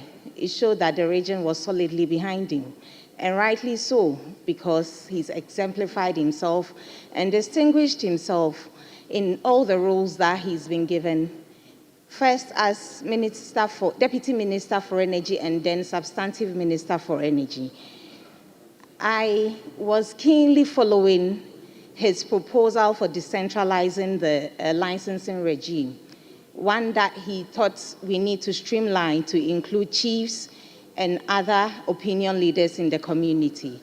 I think this has given a sense of responsibility to the local people and our traditional rulers who have been yearning for this for a while. I believe that this will help the local people to hold their leaders accountable for their local economy and environment. It will also make it difficult for the local people not to be responsible for illegal mining menace that goes on in their communities. This initiative is novel and innovative, and is one that I will be keenly following. On the part of the Ashanti Regional Minister nominee, he is a youth, and I believe that the youth of the country is looking up to him to succeed. It's imperative that he knows that his success will open the door for the other youth in this country. And so we are all rooting and hoping that he succeeds in his new role. There's one thing that I want him to come or bring to bear in his leadership. Ashanti region has a lot of MPP MPs. I pray and urge him to come to his role with an open heart. He should come devoid of partisan considerations.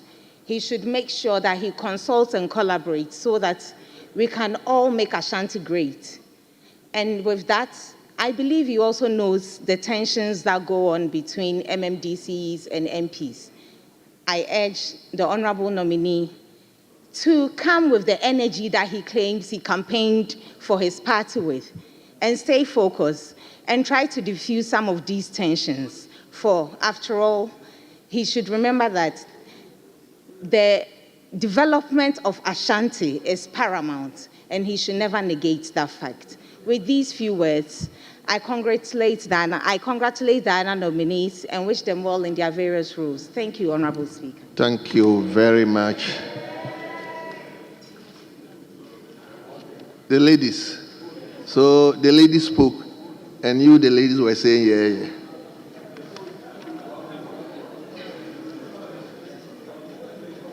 I'll come to you. Anyway, I'm compelled to abandon the list that has been given to me and give it to Honorable. Thank you very much, Mr. Speaker. And Mr. Speaker, I can assure you it's a very short one. It's just to add my voice to congratulate all the minister designates, but I have to make special mention of the Honorable Minister for Ashanti Region. I followed the after vetting commentaries, and I think the whole of Ghana is on the same page regarding his performance and his ability to hold the Ashanti region. I met him for the first time in 2019 after we successfully won our primaries, and he left a huge impression on me. So I was not surprised at the verdict that came after his vetting. I'm hoping and praying that he will use the same energy, the same temperament, the same level of intelligence to run the Ashanti region, make it a place where everyone can see comfort, and also work together with the MMDCs and the traditional authorities to improve the lot of the people of Ashanti region. I say congratulations to Dr. Frank Amwakuhine, and I say congratulations to all the other designated ministers. Thank you for the opportunity. Thank you very much. Let me now come to leadership. Leadership, yes.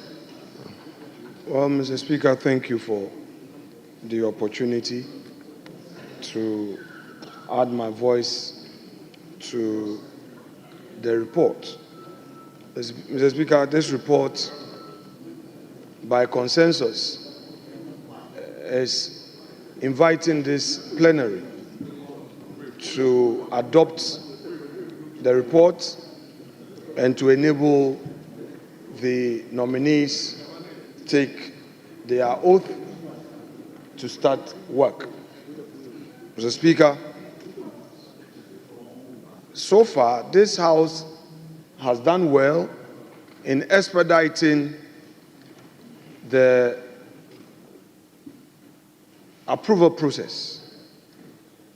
We are waiting on Mr. President to also ensure that the rest of the nominees are brought for us to consider. It's delaying. There are members who are very anxious to be nominated.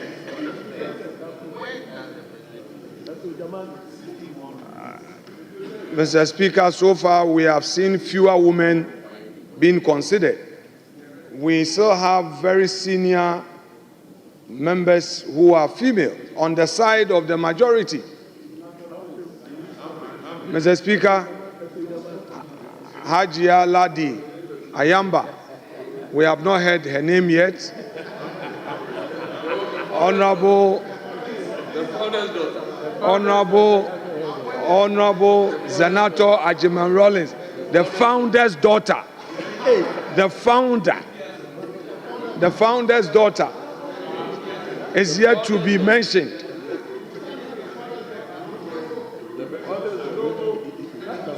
Honorable Adongo, his name is yet to be mentioned. Honorable Ramadan, his name is yet to be mentioned. Mr. Speaker, there are prominent names from the Volta region. There are prominent names from the Volta region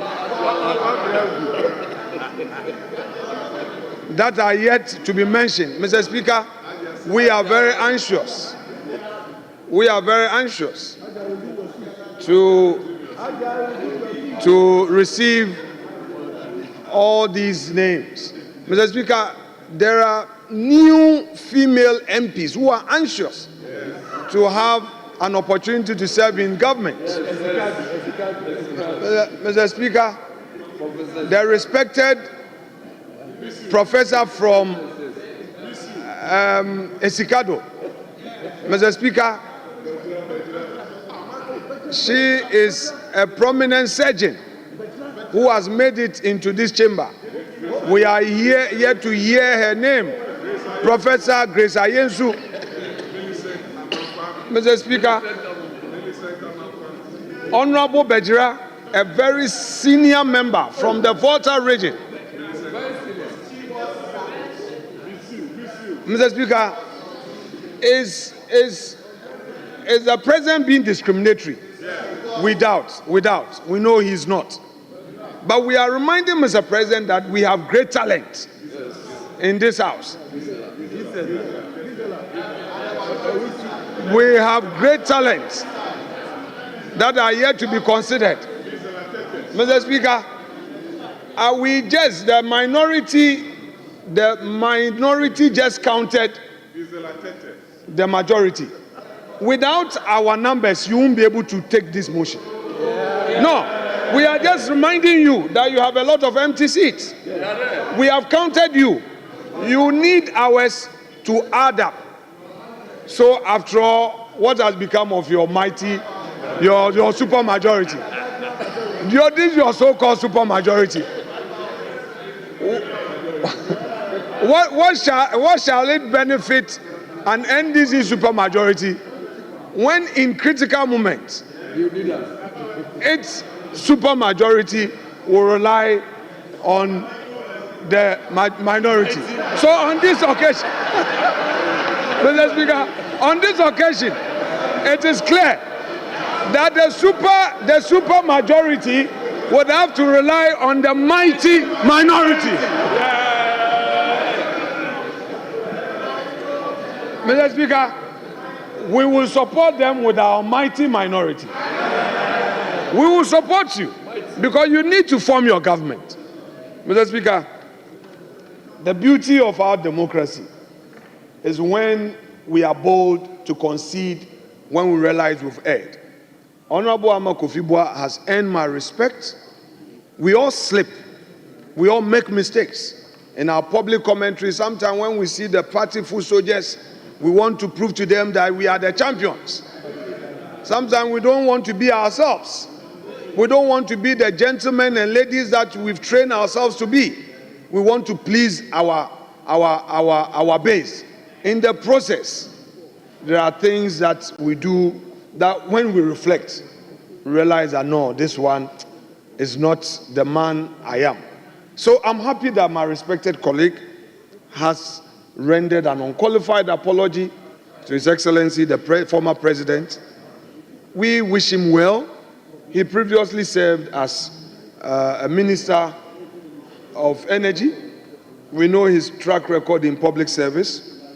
The other nominees, especially my colleague from Greater Accra, she came with a whole support base from both MPP and NDC. So it tells us that she is able to cross the aisle to get support from the other side.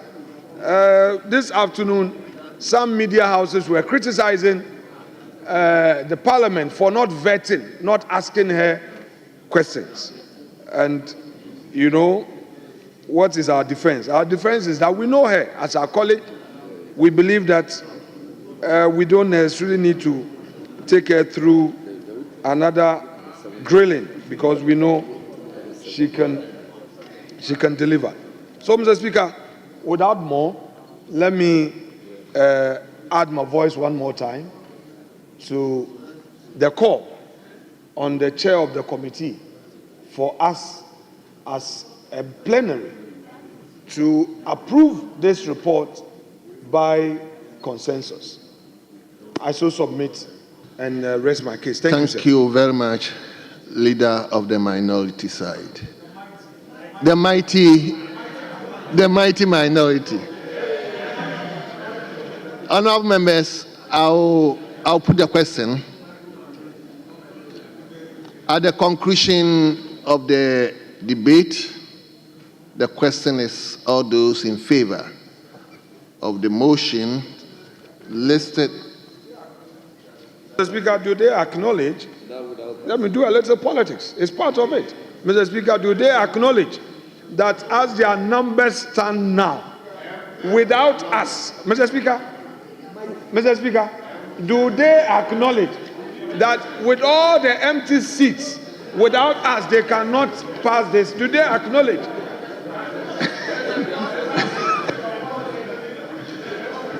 Honorable members, please let me put my question. Please put your question. Honorable members, at the conclusion of the debate, the question is all those in favor of the motion listed 9 in today's order paper say aye. All those against say no. Honorable members, it's obvious the ayes have it. The motion is adopted. Honorable members, this House has therefore approved His Excellency the President nomination of Honorable Emmanuel Ama Kufibua as Minister Designate for Lands and Natural Resources. Honorable Tia Ibrahim as Minister Designate for Northeast Region. Dr. Frank Amoakohene as Minister Designate for Ashanti Region. And Honorable Akamugri Atanga Donatus as Minister Designate for Upper East Region. Honorable members, on behalf of the House, let me extend our congratulations to the newly approved ministers of state. We wish them well. Chairman. Right, Honorable Speaker, we have the order paper addendum. If it is the pleasure of the House, then we take the item numbered 1. Honorable Chairman, I think we haven't laid. Presentation of papers. Oh, okay. That's the laying. Okay. Yes, table. 9th report of the Appointments Committee on His Excellency the President's nominations for appointment as ministers.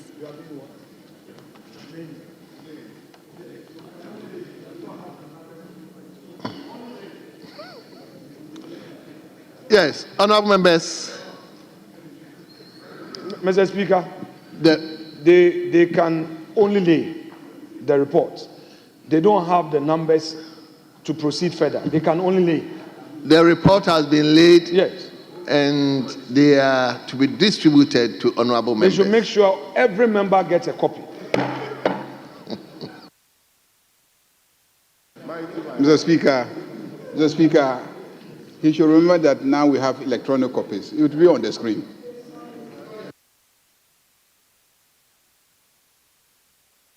Mr. Speaker, now the majority leader is dealing with semantics.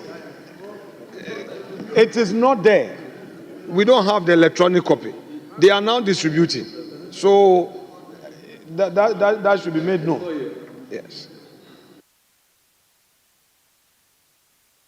The pressure of the House now. Can we suspend for some few minutes?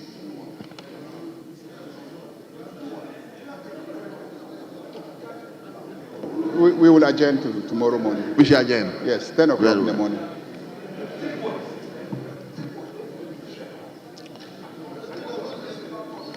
Honorable members, the pressure of the House is to adjourn the House to tomorrow. Is it 10 or 12? To tomorrow, 10 o'clock in the forenoon. Midday. Tomorrow, 10 o'clock in the forenoon. Honorable members, the House stands adjourned.